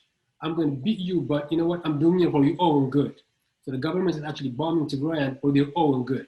So with that, what comes is always history or the story is written based on the winner, or the narration. It comes out with the person that holds the pen. So at this point, given that all the essentials are closed or locked down, blocked in Tigray, most of the stories that are coming from the person that's holding the pen, which is the government. So a lot of narratives are coming from the Ethiopia. And what Martha is going to do is actually, she's going to give us what does, when a voiceless have no voice, what does a narrative sounds like? So Martha, please. Martha from Windsor will take it away. Thank you. Yeah, as Johannes said, I'm going to be talking about the spread of false information and media blackouts in Tigray. So I want to start by saying that the severity of an attack on a region is not just determined by firepower, but it's also determined by the world's response to the attack. So Prime Minister Abiy Ahmed knows this very well, and he's made a calculated effort to keep the world in the dark about his wrongdoings so that they cannot condemn him for his actions. His government has turned censorship into a weapon of its own, starting with disabling the internet for 3 weeks after the death of Oromo singer and activist Hachalu Hundessa in June of last year. Abiy Ahmed has proven time and time again that he sees no issue with robbing his people of their right to information about the state of their own country. Instead of addressing the issues for the protests surrounding Hundessa's death, he chose to silence the nation's outcries. Then when he declared war against Tigray in November, he used the same tactic again, but this time he cut electricity as well, meaning no one had any phone or internet access. Not only does this mean we diaspora can't contact our own loved ones to see if they're even alive, but also that the civilians enduring these circumstances in the country have no way of letting the world know how bad their situation truly is. At the same time, journalists are being persecuted for reporting the truth that they're seeing with their own eyes. and fear imprisonment or even death for doing so. So between the lack of journalists, the lack of means of communication, and the lack of access to media outlets, Tigrayans are unable to tell the world what their suffering is truly like, and at the same time also unable to know the true extent of the violence that is happening to the people in their country. Instead, the government has been pushing their own false narrative to the world as to what is happening in Ethiopia. Even before the war started, before the media blackouts, before the fake news, Ahmed had been using propaganda to influence the public perception of Tigrayans and paint them as the true cause of conflict. He aired anti-Tigrayan documentaries to the public in an effort to reinforce the idea that Tigrayans are the root cause of the challenges in Ethiopia and Eritrea, which is not true. The people in these documentaries claiming the Tigrayans had wronged them were actors. These were lies. Lies written for no other purpose than to devalue and villainize Tigrayans, so that when they waged war, the people would be on the side of the government. Because of this biased information that was aired on EBC, Walta Broadcasting, Fana Broadcasting, and Amhara State Broadcasting, many Ethiopians have supported the war because they're misinformed. As previously mentioned by other presenters, after the onset of the war in November, there was a massacre in Mayakadra, which resulted in the death of about 1,000 people. The early report that came out from the Ethiopian Humanitarian Rights Commission claimed that the majority of these deaths were Amharans and that the massacre was carried out by Tigrayans. But victim reports of this massacre show that this was not the case, and actually the majority of the deaths were Tigrayans. So now, if the Ethiopian Human Rights Commission is no longer a reliable source, who in Ethiopia is? Then in November 30th, Ahmed boldly claimed that not a single civilian had been killed in the conflict since its outset at the beginning of November. This was not only a blatant lie, but an indisputable example of how the government is using media to discourage foreign intervention in Tigray. There's no need for intervention if there's no war. Even now, Ahmed maintains that the war is over in Tigray and Tigray has submitted. And he denies the presence of Eritrean and Somalian soldiers in Ethiopia, despite the reality that the war is worse than ever and the people of Tigray are suffering. We have people in this protest right now, right here, that can verify that. Also, as Fevin stated, Tigray has been looted and its crops have been burned. Its roads are closed and it has been denied aid from other countries. Humanitarian workers who pleaded to be allowed into Ethiopia report that 4.5 million, which is more than half the population of Tigray, need emergency food right now. So hundreds of thousands of people might starve, and many already have. Yet Abiy Ahmed has the audacity to claim that not one Ethiopian has starved. If Ahmed is telling the truth, then why has the Ethiopian government been denying the UN's request to send independent investigators to Tigray? What's he hiding? His government has lied about the tragedy of Mayakadra, the death toll, the amount of food available, and the economic suffering of Tigray, and he's been able to do so by completely blocking out media access on both sides. But these atrocities that we know of are just the tip of the iceberg. With the total media blackout that we're experiencing, we don't know how much is being covered up. We don't know how much worse there is. What war crimes has the government been committing that we don't even know about? We need independent investigators to be able to report the truth of this war that has been up until now been waged in total darkness. Without them, the people of Tigray are alone. Information is power. Please help reveal the truth of what the Ethiopian government is doing to Tigray. Help us find out what has become of our sisters, our brothers, our mothers, our fathers. Help us shine a light on this darkness. Thank you. Thank you so much, Marta. I appreciate it. It is always hopeful when we see a lot of young people coming and voicing their voice, because at the end of the day, it is one thing, that's what we say, especially when we have certain people saying it, but when we actually hear it from people who are young people and actually understand the consequences of what's going on in Ethiopia, that has a little bit of more volume. It adds more volume. So we appreciate you, Marta. We appreciate everybody that you're actually able to articulate exactly what's happening. I don't think any of us could have said it any better in terms of the numbers, the atrocities that's happening, and also, the key points that what we're looking for. At the end of the day, again, it's one thing for you and I to talk, but it's another thing for us to actually have an ally. And that's, at the end of the day, this medium, we're trying to use it to gain an allies. For those of you who are participating, we appreciate you. And for those of you who are allies, we appreciate you. And for those of you who are political policymakers, elected officials, we appreciate you, but at the same time, we would like you to echo our voice. For those of you who are a media outlet, we appreciate you, but at the same time, we need to see a little bit of more this being reported on the mainstream media, because we hardly see the Ethiopian atrocity, what the government is doing to the Tigrayan community. So we do need to see this. This cause needs to be on people's face. This cause needs to be reported. This cause is as genocide as it could get.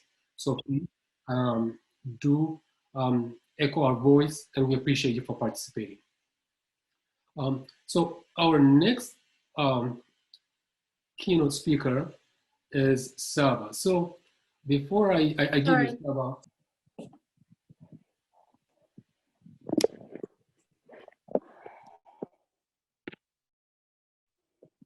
Hi, my name is Navros.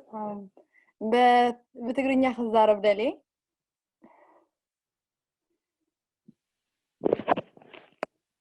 Yeah, go ahead. Go ahead. Somebody translate because we have English speaking audience, probably somebody translate. Go ahead. Yeah, my name is Nadros Bahal ab Kitchener Yeznebber. I'm from Aksum. Aksum the Tagabara Nagariu. I'm das بتعمي هارتينا family last brother family cousin بزحت بيساتب تردينا إنا بس بتعمي هارتينا. So my name is, so basically she said her name is Jordanos. She lives in Kitchener. And she would like to share a story about the massacre that happened in Aksum. Go ahead. Yeah, أنا بتعمي هارتينا بيتسمنا قصة حزي almost 3 أربع خوني بزعبة بيتسمنا قصة حزي حدا دهاي من عمني بلان بزحنا قرين فلت بزعبة بيتسمنا نا بتعم هرت نا بزل عدنا لايفنا كوا انفكتي قبر 24 hour بزعبة فاميلنا إنا نحسب دك أنا كواتيكر بسنا سرعة كان قبري كألنا بتعمي هرت نيفر محازوتنا أحواتنا بزحت هنا سينا بزعبي تسبنا إنا بتعم هرتينا زلنا إنا بليس بتعمي حدا نقر كجبرت لونا بيتسمنا ميهم ماي سينو مدحانيت بزح نقر ولدنا حموماتين مدحانيت زي رخيبا ميبي حزم إيدو نو تاي كم زخونا أين فلت إنينا بزعبا دي حز خزارة بدي حممتي مدحين تدي رخيبة ميبي ميك شور بزعبة عنات أرات أرينا بزع هرتينا زلنا نعيسان 4 ساعات بزع فاميلينا حاسبنا انفكتنا يسرحنا جيرنا نايلايفنا بزحنا جر انفكتي جبرنا لنا عدنا خيكون سنعنا انفكت لز جبرنا بليس أنا بكابدين العالم بتعم هرتس لزهونكو فاميلي لاست بزح فاميلي سلز سألنا بتعم هرتي إذا لخنا بليس بقى زي ناي بعليتي هرت ناي تجراي كله هرت خويني بتعمي زعبا تجراي تزاري فازود دايكونن أي كم زين never ترى أي زي فلتنا جرينا بليس أبي حمد استوكت قبلنا إيه أنا زلمن بقى أخذ إبل. Thank you. Thank you, Nardos. For those of you who are non-Tigrinya speakers, I'll summarize what she just said. Her name is Nardos. She's from Kitchener. She basically shared the same type of sad story as everybody has been sharing, which her brother, cousins, neighbors, family member, a number of family members have been killed in Aksum. On top of that, her mother is sickly and she depends on medication, and she's not sure whether or not her mom's taking the medication, and the fact that she hasn't been sleeping 24 hours. the fact that she's stressed, the fact that she has kids and she can't even take care of her kids, the fact that she's living here, however, she can't even understand or even grasp the concept of what's going on in Tigray. And she's basically echoed her voice as everybody else did as well. She's saying, if for those of you who are participating in this elected officials and media outlet, please do listen to our voice, amplify our voice, and please do share our pain so we can get some type of action sooner than later. It's better that we get an action done sooner rather than we could have done this, we could have done that. So that's basically what she said, and that's how it summarized. Thank you. Our next speaker, before I introduce our next speaker, Saba, what I would like to give you guys is a quick story in terms of what has happened in previous genocide. So during the Holocaust, what the Nazi did is they used to call the Jewish people rats. So it is a human nature for human to kill a human. It takes a lot to kill another human being. So, however, if you dehumanize another human being, if you look at a human as less of a human, it's much easier to kill because automatically you have separated. It's the other one. It's not part of you. So what the Nazi people did is they used to call the Jewish people rats. So it was much easier for the Jews to kill them. They don't look at them as human beings. They used to call them as rats. So the Hutus during the Rwanda, they used to look at Tutsis and they used to call them cockroaches. So when they're killing the Tutsi, they're not killing people, they're killing cockroaches, right? The slave owners back in the days, they used to call the black people just animals. So much easier to treat them just like another animal. So right now, the Abiy government, what they're calling it, Tigrayans is juntas, right? So automatically, you're not even human. You're not Tigrayan, you're not Tegaru, you're a junta. So you're like, automatically, you're a criminal. So it's so much easier to get rid of you. I don't even have to think about it. It's just junta, right? So it is in history. That is how you get a mass. That's how you take a bunch of people just to commit crime, because automatically what you do is you separate them and say, they're not human, they're just juntas. Give them a gun, go do your thing. Go kill the juntas. So that's what we are, right?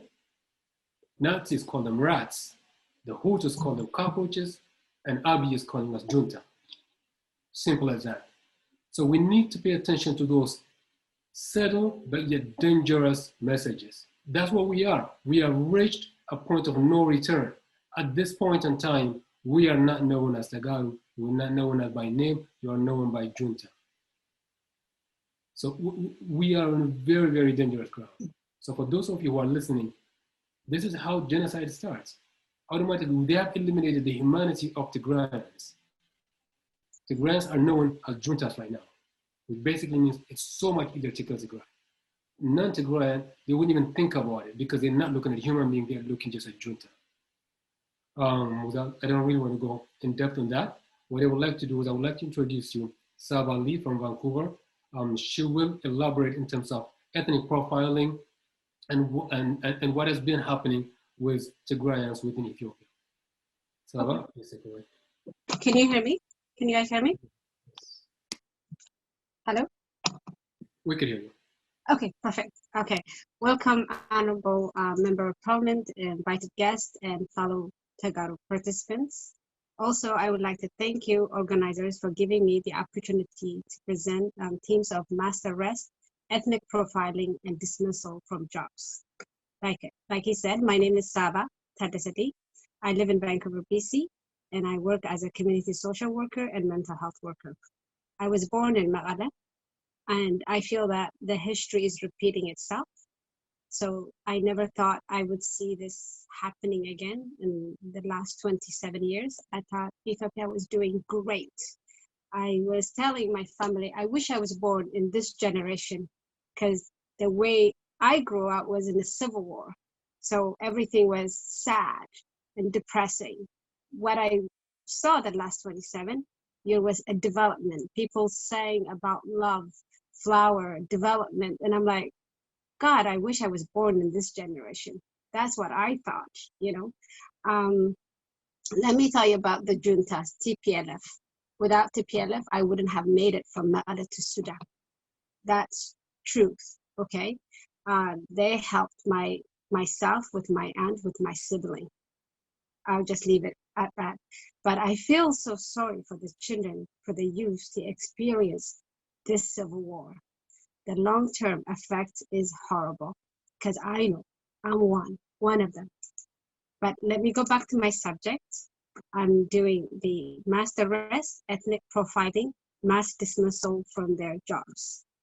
Mass arrest. Since Abiy came to power, his regime has been arresting Tegaru around the country. In the last 2 months, many Tegaru have been jailed in Addis Ababa or held home arrest. Abiy Ahmed even arrested retired federal police Tegarus. He accused them of conspiring with TPLF. This is according to AFP news agency. Tegaru member of armed force was disarmed and detained together. Again, arresting Tegaru didn't just start the last 2 months. It was happening for the past 3 years since he came to power. The Ethiopian government. The spokesperson for Abiy Ahmed denied that Tegaru elsewhere in the country were being arrested on basis of their ethnicity. But at the same time, she admits many had been detained for membership for what she called criminal networks. But she didn't mention what they have done. The regime is good at propaganda, and they control the narrative and the media. This is where we need your help. Ethnic profiling. It seems it's criminal to be Tegaru in Ethiopia because they have made it dangerous to speak their language, Tigrinya, like the previous speaker, the 11-year-old child who said, Tigrinya is not Amharic is not my first language, but if she did speak Tigrinya, it's danger. Since Abiy Ahmed came to power, Tegaru in Addis Ababa and other towns are getting rounded up and confined.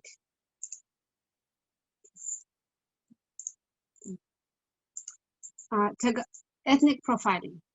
Tegaru who live in the capital or other part of Ethiopia say they have been treated like criminal suspects and subjected to various forms of discrimination, harassment, abuse by government officials. They report being detained without charges, put under house arrest, barred from traveling outside the country.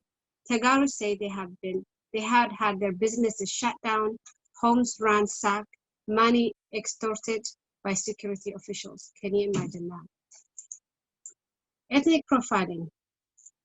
Ethnic profiling is dehumanizing and brings long-term health problems. Other sources have told BBC that many Tegaru who are neither current or former member of armed force have been detained or have had their homes searched and put under house arrest. When asked for comment, the Chief of Staff, General Birhanu Jula, told BBC that this was a political matter and he was not in position to respond. This allegation of ethnic profiling is not limited to members of the military and the police. The UN's World Food Programme, WFP, recently said that a police officer asked the staff at his branch office in Amhara region to give a detail of their employees, including a place of birth. That is ethnic profiling. He wanted to do that. Ethnic profiling. Daniel Bekele, who leads the Ethiopian Human Rights Commission, said in an interview that the commission was alarmed by a rising number of complaints from people who have been stopped from traveling, including on work mission for medical treatment or studies. Sure he was. After raising the issue with the government, Mr. Bekele said the authorities had stopped checking travelers for ethnic identity, even as other Tegaru continue to report otherwise. Give me 1 second.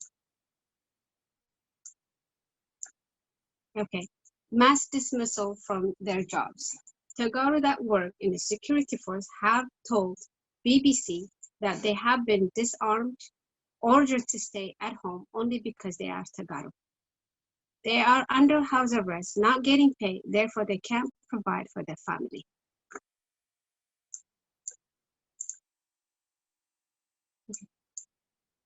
mass dismissal from their job. There are 3 years ago in Addis Ababa, Tegaru were told resign from civil servant job even though they want a seat in their riding.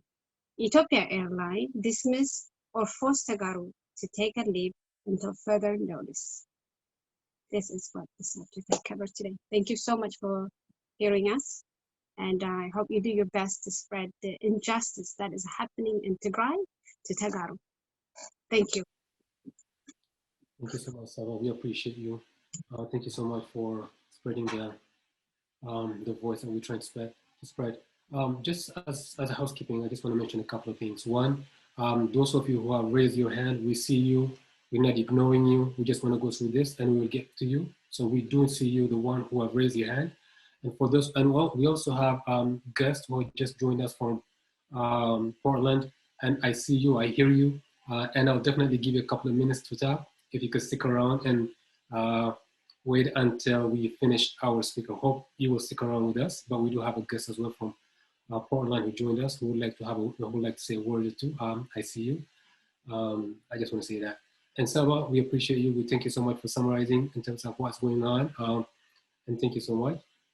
Yes, and it is what it is. And this is why we are here. We're using this platform, unfortunately. And for those of you who are not, they can't hear. For those of you who are not aware of why today, why January 22, I just want to mention for those of you who joined us late as well, January 22 has been named or has been officially known for Tegaru people to actually have it as an official protest day. So it is a protest day for around the world for all Tigrayans all over the world. So unfortunately for those of us who are in Canada, due to COVID, we're not able to do it outside. For that reason, we are here gathered together virtually. One way or another, we are together and that's what counts.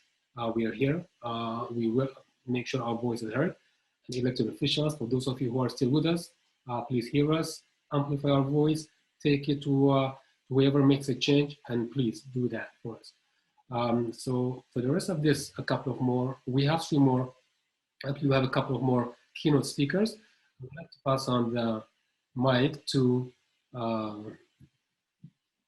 Salam Shib there, for Salam to introduce the next couple of speakers. For those of you who have raised your hand, we see you, so just be patient with us. Salam, are you there?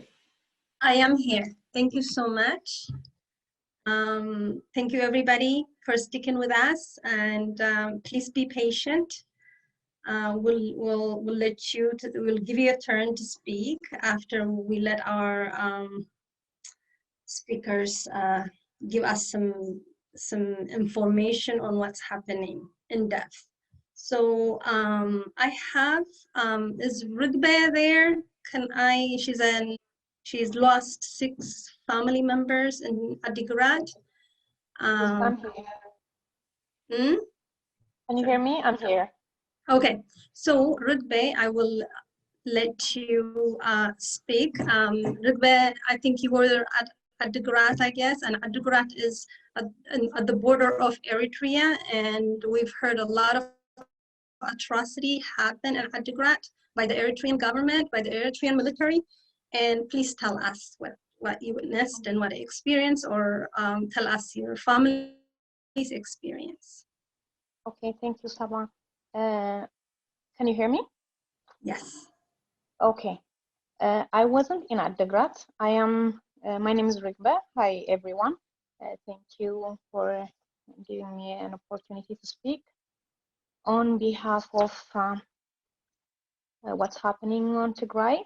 My family are in Adigrat. I live here in Canada. So I'm here to share my personal loss, our loss, as a testimony, as Abiy Ahmed Ali is denying that no civilians is killed due to war on Tigray. Since Abiy declared a war on Tigray, like every Tigrayan, we had been having sleepless nights due to unimaginable worrisome for our families who are directly affected of living in the war zone. We couldn't reach our families due to communication blackouts. After a month of sleepless nights, the news that every Tigrayan is scared of hearing broke. Early in the morning, my phone rang, and it was my cousin to tell me that 5 of our families are killed in Adigrat. My aunt, the youngest in my mother's family, her son, our brother-in-law, my aunt's sister-in-law, who tried to escape the brutal atrocities from Zalambesa, and our second cousin got killed by Eritrean soldiers in their house. The pain is excruciating. We did not know how to break this heartbreaking news to our mother who's here visiting us. What makes the grieving worse is that the war still continues, and we are still terrified of our family's safety. Most Tegaru could not grieve their loss the normal way of grieving, as we still have family members that we don't even know their whereabouts. As if being killed by heavy atrocities and murdered by Eritrean soldiers is not enough, Tegaru are starved deliberately to submission by an elected Prime Minister, Abiy Ahmed Ali. Their resources are looted, their crops are burned, their infrastructures are destroyed. We, the Tigrayans who live abroad, are worried. Our family in Tigray are starving to death if immediate action is not taken by the international community. Tigray cannot wait. Stop war on Tigray. Tigray will prevail. Thank you. Thank you, Rugbe. Thank you for sharing your experience. I'm sorry about your loss. And we've heard many like your story. The unelected president of Eritrea, Isaias Afwerki, has been feeding his military just the hate that he's been injecting on his military is exactly what happened with Hitler.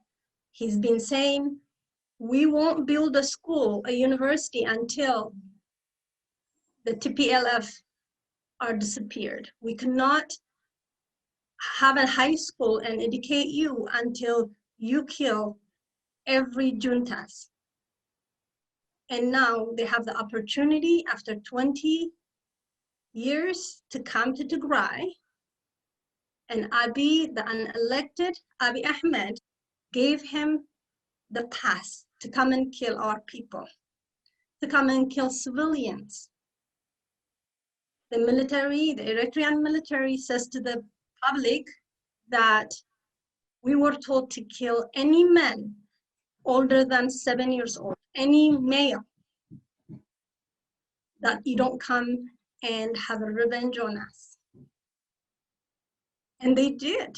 And they did what they were told. It was cruelty.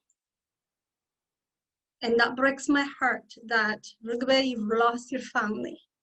Many of you are experiencing the same thing. And what I want to say is, we look back and we talk about Hitler and we say, how did he kill all those millions of people? How did he do that? But it's happening now. It's happening. We said that in Rwanda. How did the world, how come United Nations didn't help? How come the African Union didn't step in? How come? And this is our opportunity. Hi, hello, my name is Solomon. I want to let our Prime Minister, Mr. Justin Trudeau, know that there are many people and kids dying in Ethiopia, Tigray right now. And I want you to break the silence and speak up. And even though I'm a kid, does not mean that I don't feel the pain. because one of my uncles, he's a journalist. His name is Dawi Kabeda Araya. He's been killed, and many other innocent people like him have been killed also. So if you can help, please act fast before it's too late. Thank you.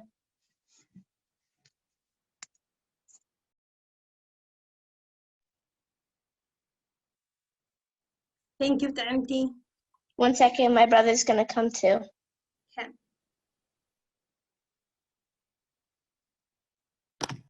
Thank you, Salome. Waiting for Brooke. Come, Baruch. Baruch is gonna give some.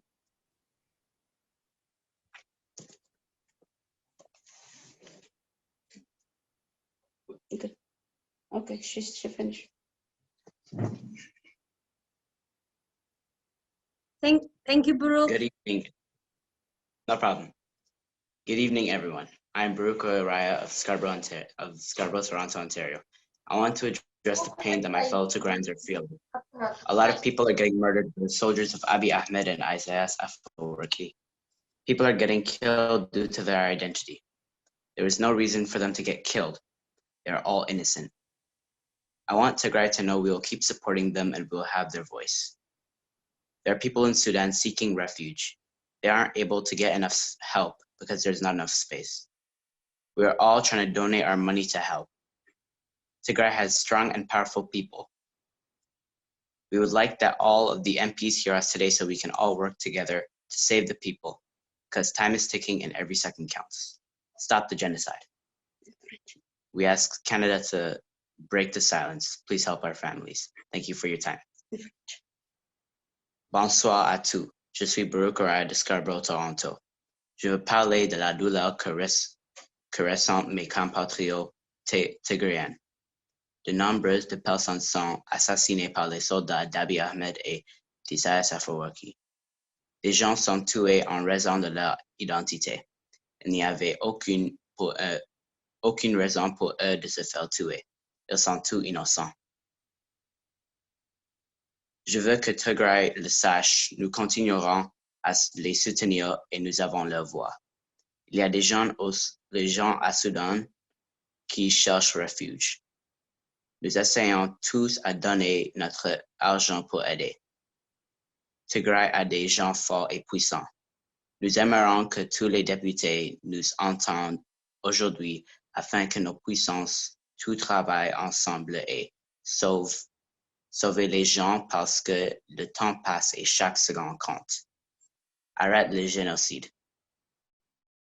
Nous demandons au Canada de se rompre le silence. Veuillez aider nos familles. Merci pour votre temps.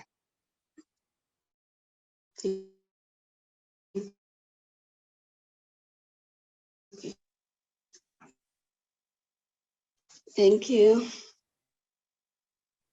Thank you, Brooke. Thank you very much. Honorable elected officials attending. If anybody wants to say anything, I'll give you time to speak, or if you are patiently waiting, we have few 2 or 3 presenters, 5 minutes each. If you can wait for us and hear us what we have to say, our experience, we will appreciate it. Now, anybody? Can I say something for the elected member of parliament, please? It's just very short story. Happened 35 years ago, please. May we know who's speaking, and also can we go first? Daniel, with the my name is Daniel. My name is Daniel. Thank you. 1 moment. We'll leave you. If you can, we will appreciate it if you can able to wait just a few minutes. I will allow Galila now to speak from Edmonton community. She will be speaking about looting and destruction of property and infrastructure.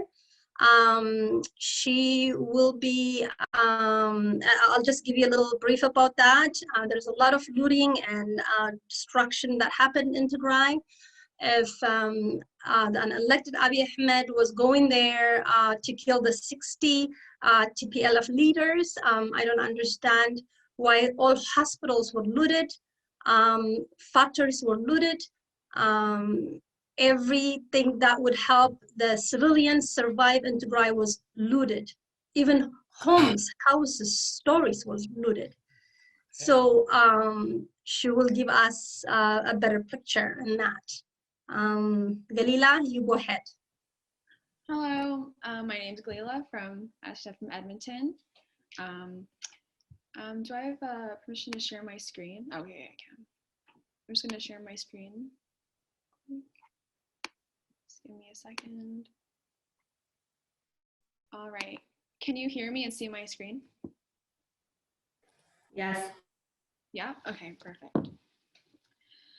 So my topic is looting and destruction of properties and infrastructure.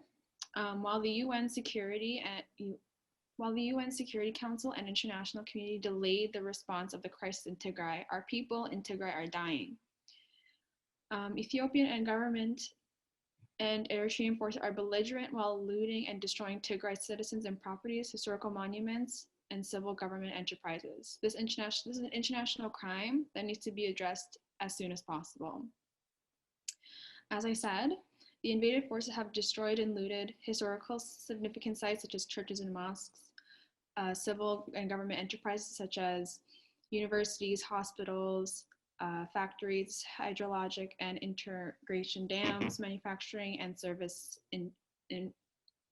industries, as well as they have breaking and entering into civilians' properties. So sites and buildings that have significant historical and religious significance to the people of Tigray have been targeted and destroyed by Eritrean and Ethiopian soldiers and Amhara militia and Fano. To name a few iconic buildings, the Mariam Tassoon Church of Exum was first built in the 4th century. This is mounting evidence that the church has been attacked. There's been mounting evidence that the church has been attacked, and about 750 people who were praying inside the church were taken out and shot by the Eritrean forces. This is the second oldest mosque, Mosque al-Nagashu, located near the town of Worku, which was established in the 7th century by Muslim refugees who escaped persecution, was bombarded and looted. And there's the Tegaru, is built in the 6th century monastery, which was built on top of plateau. This is an ancient monastery that was bombed by the Eritrean invaders and sustained damage. Civilian and government properties have also been destroyed and looted. Example would be the Tikasa hydrologic dam, which was bombed when the war started 3 months ago. So I'm showing you a before and after image of the dam. The Wilkut sugar factory and dam was burnt down to the ground. The textile factory in Adua was looted and completely destroyed. The Moscow cement factory was partly looted.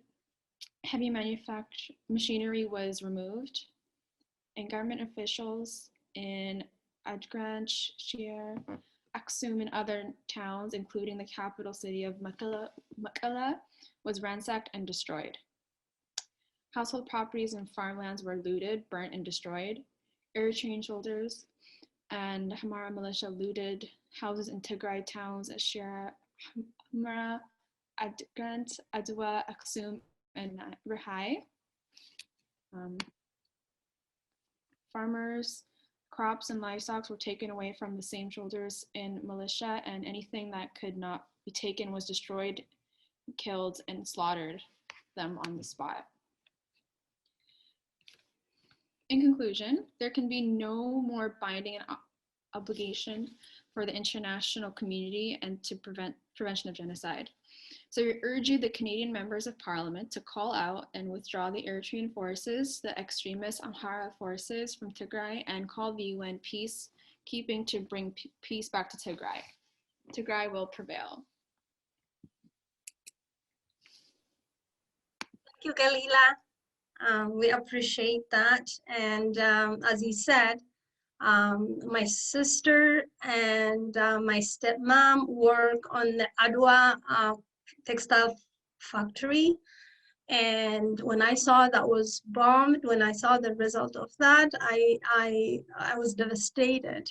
I don't know if we survived it. I don't know. So that's where all Tigrayans are right now. We don't know what's going on with our family, if they're dead or alive or what's happening to them. Thank you, Galila. Next, I am going to pass it to, let me see who, Getachew Girmay. Getachew Girmay. Yes, I'm here. Thank you. Thank you. Ladies and gentlemen, and the honorable members of the parliament, distinguished guests, my fellow Tigrayans, I thank you for the chance I got to express something. As you have heard it, much has been said a lot, and but as my part, I would like to say a little bit about the role of the Canadian government. As you all know, it has been almost 3 months the unelected Ethiopian regime under Prime Minister Abiy Ahmed has been waging a genocidal war against its own people, the people of Tigray, under the false pretext of law enforcement operation. The Ethiopian regime's military forces, in collaboration with the invading foreign forces of the neighboring Eritrea, as well as the Amhara militias, and numerous drones from the United Arab Emirates, has been committing violent war crimes in the northern region of Tigray. These brutal forces have been bombing and shelling cities at random, which has resulted in thousands of innocent people, including pregnant women, children, elderly, being murdered in all areas of Tigray. As well, Eritrean soldiers in partnership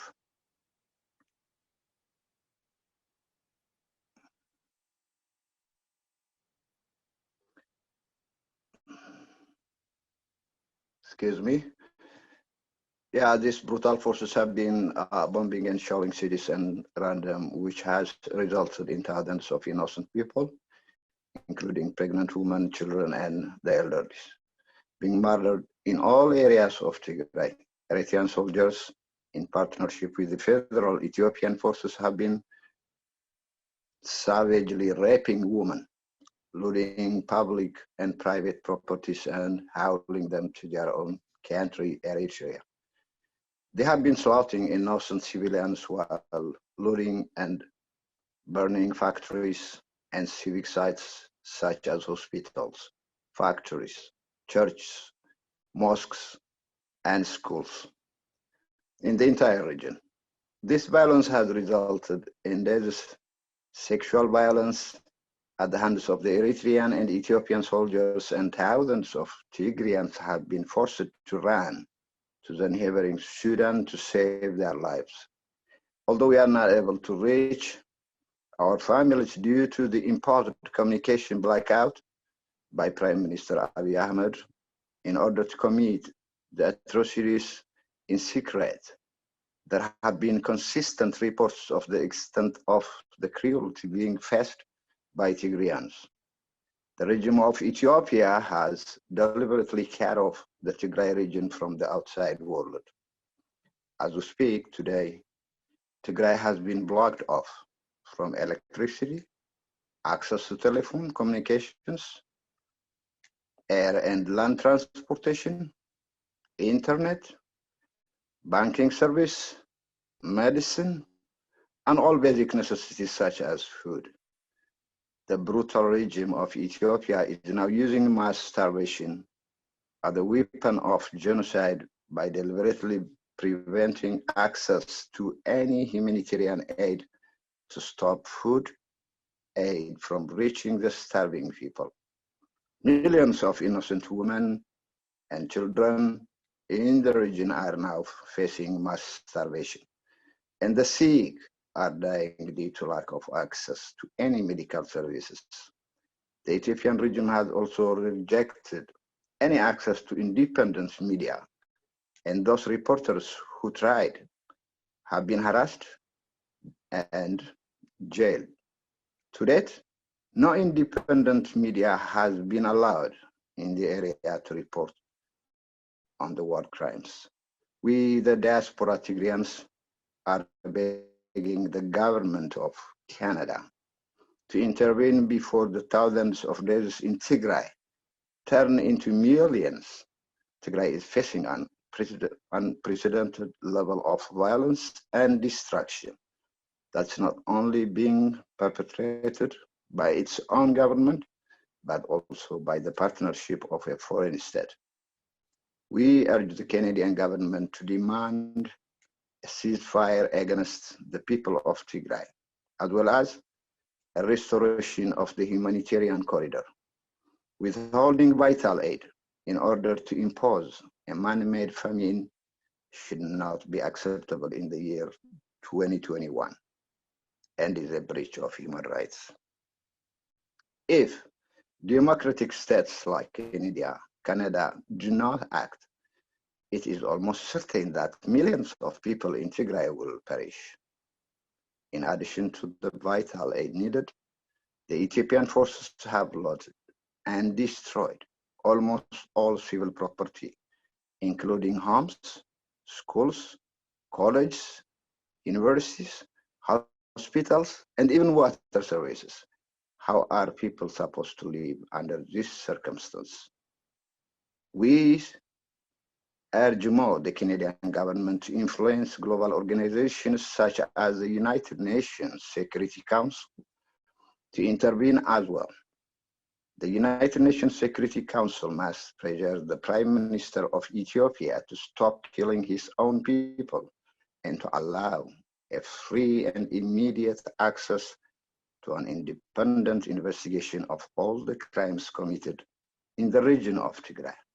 They must also ensure that communications and vital services such as banking, electricity, and access to clean water is restored. We have watched our families suffer day in, day out, wondering if our relatives and friends are alive, if they have been killed, if they are starving, if they are able to get medical treatment and access to clean water. These are things that no one should deny based on their ethnicity. And we demand that the world intervene before our homeland further falls into a genocide. To summarize my part, I hereby would like to make those 4 points in short, and that's we Tigrayans, as a Tigrayan Canadians, we strongly demand unconditional withdrawal of the Eritrean army from Tigray. Second, to stop the man-made hunger to use as a weapon. Third, an urgent access of humanitarian corridor. Fourth, a ceasefire enforcement. We hope and believe the Canadian government will act quickly on this matter. And we thank you ahead on behalf of the Tigray community in Canada, as well as the people of Tigray in Ethiopia. Thank you for your time. I hope you will quickly act on this matter. And thank you for your support. thank you, dear Member of Parliament. I just want to share a few things which had happened 35 years ago, which most of you weren't around. What happened was in 1984, I went to Sudan from Canada, then happened to work at the refugee camp. At that time, it was the Ethiopian military government was bombing the crops, and there is also a drought.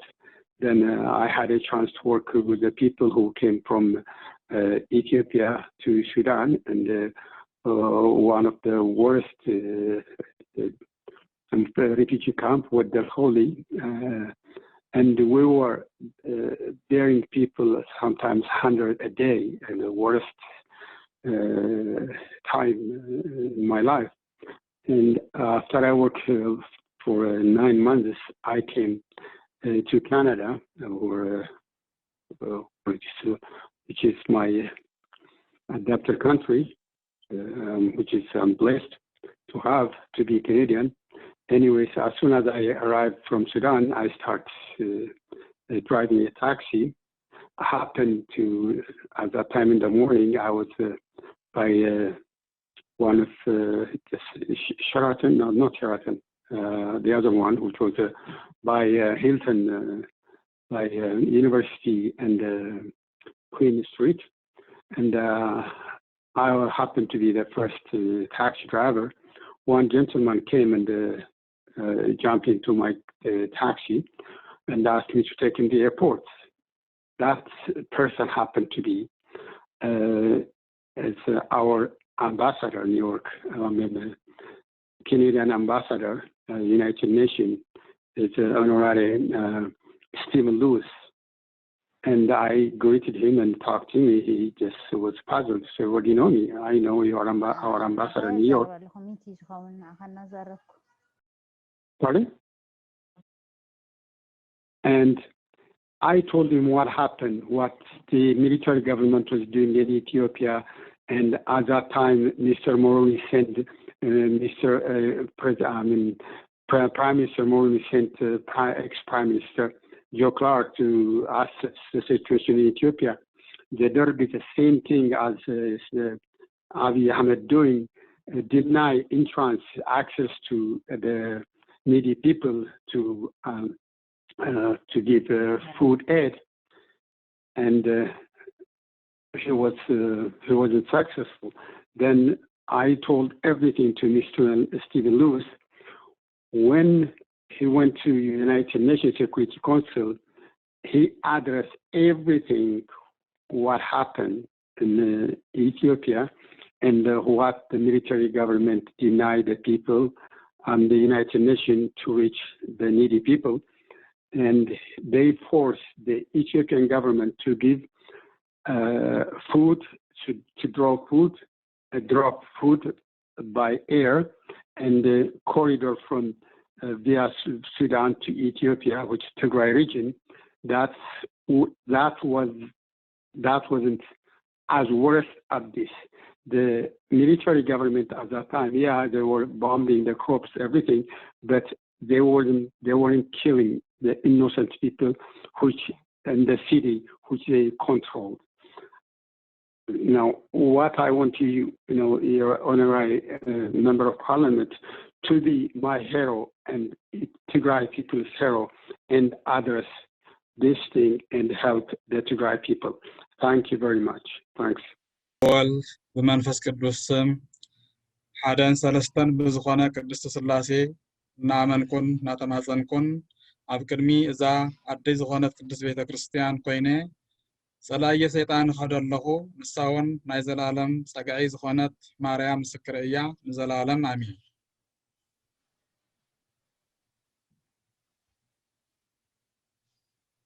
ኦ ወይታ ሰራዊት ልዑል እግዚአብሔር ስለዛሃብካና ሰናይን ጥዑምን ኩሉ እናዘከርና ነመስግነካን ነኽብረካን ነባረኸካን ነአምነካን ኣሎና ኣምላኽና ፈጣሪና ጎይታናን መድኃኒናን ዝኾንካ እግዚአብሔር ሎሚ ንዓናን ንህዝብናን ብፍላይ ነትውፅእ ህዝብኻ ዝኾነ ህዝቢ ትግራይ ሰማያዊ ምህረትካ ሰላምካን ብቕልጡፍ ክትልእኸልና ንልምነካን ንማልደካን ኣሎና።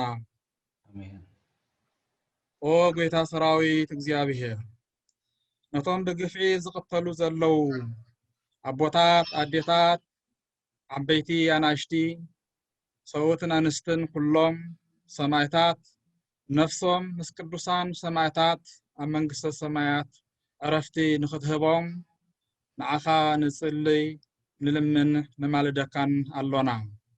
ኦ ጌታ ሰራዊት እግዚአብሔር ነቶም ኣብ ሓዘን ዘለው ልቦም ብሓዘን ዝተሰብረን ኩሎም ሰማያዊ መንፈስ ቅዱስ ልኢኽካ ካብ ሓዘኖም ክተጽናንዖም ሓዘኖም ድማ ናብ ሓጎስ ንኽትመልሰሎም ንልምነካ ኣሎና። ኦ ጌታ እግዚአብሔር ነቶም ምእንቲ ህዝቦም ምእንቲ ህልውና ትግራይ ምእንቲ ህልውና ህዝቢ ትግራይ ኢሎም ዝቃለሱ ዘለው ሓይሊ ምክልኻል ትግራይ ጎን ሓይልን ጽንዓትን ንኽትኮኖም ንልምነካ ኣሎና። ኦ ጌታ እግዚአብሔር ነቶም ዓማጽያን ቀታልያን ወረርትን ሰረቕትን ኩሎም በመለኮታዊ ሓይልኻ ገስጸልና። ኦ ጌታ እግዚአብሔር ህዝብና ህዝቢ ትግራይ ብዘይ መራሒ ንኸይተርፍ መራሕቲ ትግራይ ህዝቢ ትግራይ ዝመረጾም እቶም ዝመቱ ብመንግስተ ሰማያት ዕረፍቲ ሂብካ እቶም ዘለው ድማ ናብ መንበሮም ክትምልሰልና መንግስቲ ትግራይ ከተጽንዐልና ንልምነካን ንጽሊ ኣሎና። ገዳማትናን ታቦታትናን ዓድናን ሓድግናን ቅርስና ካብ ጥፋኣት ሓለወልና። ኦ ጌታናን መድኃኒናን ዝኾንካ ኢየሱስ ክርስቶስ ምእንቲ እታ ዝወለደትካ ወሊዳ ዘዕቤትካ ኣዴና ዝኾነት ክብርቲ ንግስቲ ዝኾነት ድንግል ማርያምን ብሹማን ብሽም ኩሎም ፈተውትኻ ቅዱሳን መላእክትን ጻድቃን ሰማዕታትን ኢልካ ሰማያዊ ምሕረትካ ብቕልጡፍ ትገብረልና ንልምነካ ኣሎና።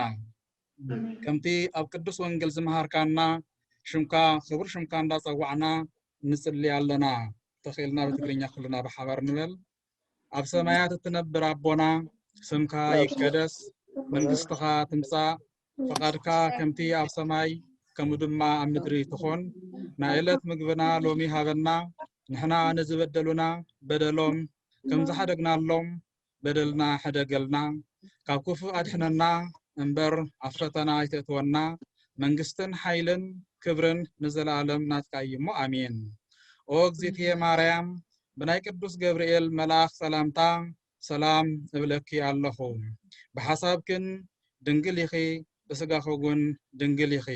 ናይ ጌታ ሰራዊት ናይ እግዚአብሔር ኣደም ሰላምታ ንዓኺ ይኹን። ካብ ኣንስቲ ኩለን ተፈሊኺ ብርኽቲ ኢኺ።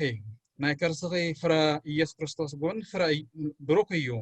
ኦ ጸጋ እግዚአብሔር ዝመላኪ ፍስሓ ተፈስሒ እግዚአብሔር መሳኺ እሞ ካብ ፍቁር ወድኺ ጐይታናን ኣምላኽናን ዝኾነ ኢየሱስ ክርስቶስ ምሕረት ለምንልና ኃጢአትና ይቕረብ እንትኽብለና ኩሉ ሻዕ ብጸሎት ዘክርና። እግዚአብሔር ህዝብና ይባርኽ። እግዚአብሔር ዓድና ካብ ጥፋት ይሰውር። ህዝብና ተሰደደ ናብ መረበቱ ይመልሰልና። ንስኻትኩም እትደኽሙ ዘለኹም ሕዋትና በብቦታኹም እግዚአብሔር ይሓልኹም ካብ ክፉ ነገር ይሰውርኩም። ሰላም ይሕድረና። እግዚአብሔር ምስ ኩልና ይኹን። አሜን አሜን። Thank you, everybody. Thank you, everybody. Thank you, guys. Enjoy your week. Thank you very much. Bye bye. Thank you. Thank you very much.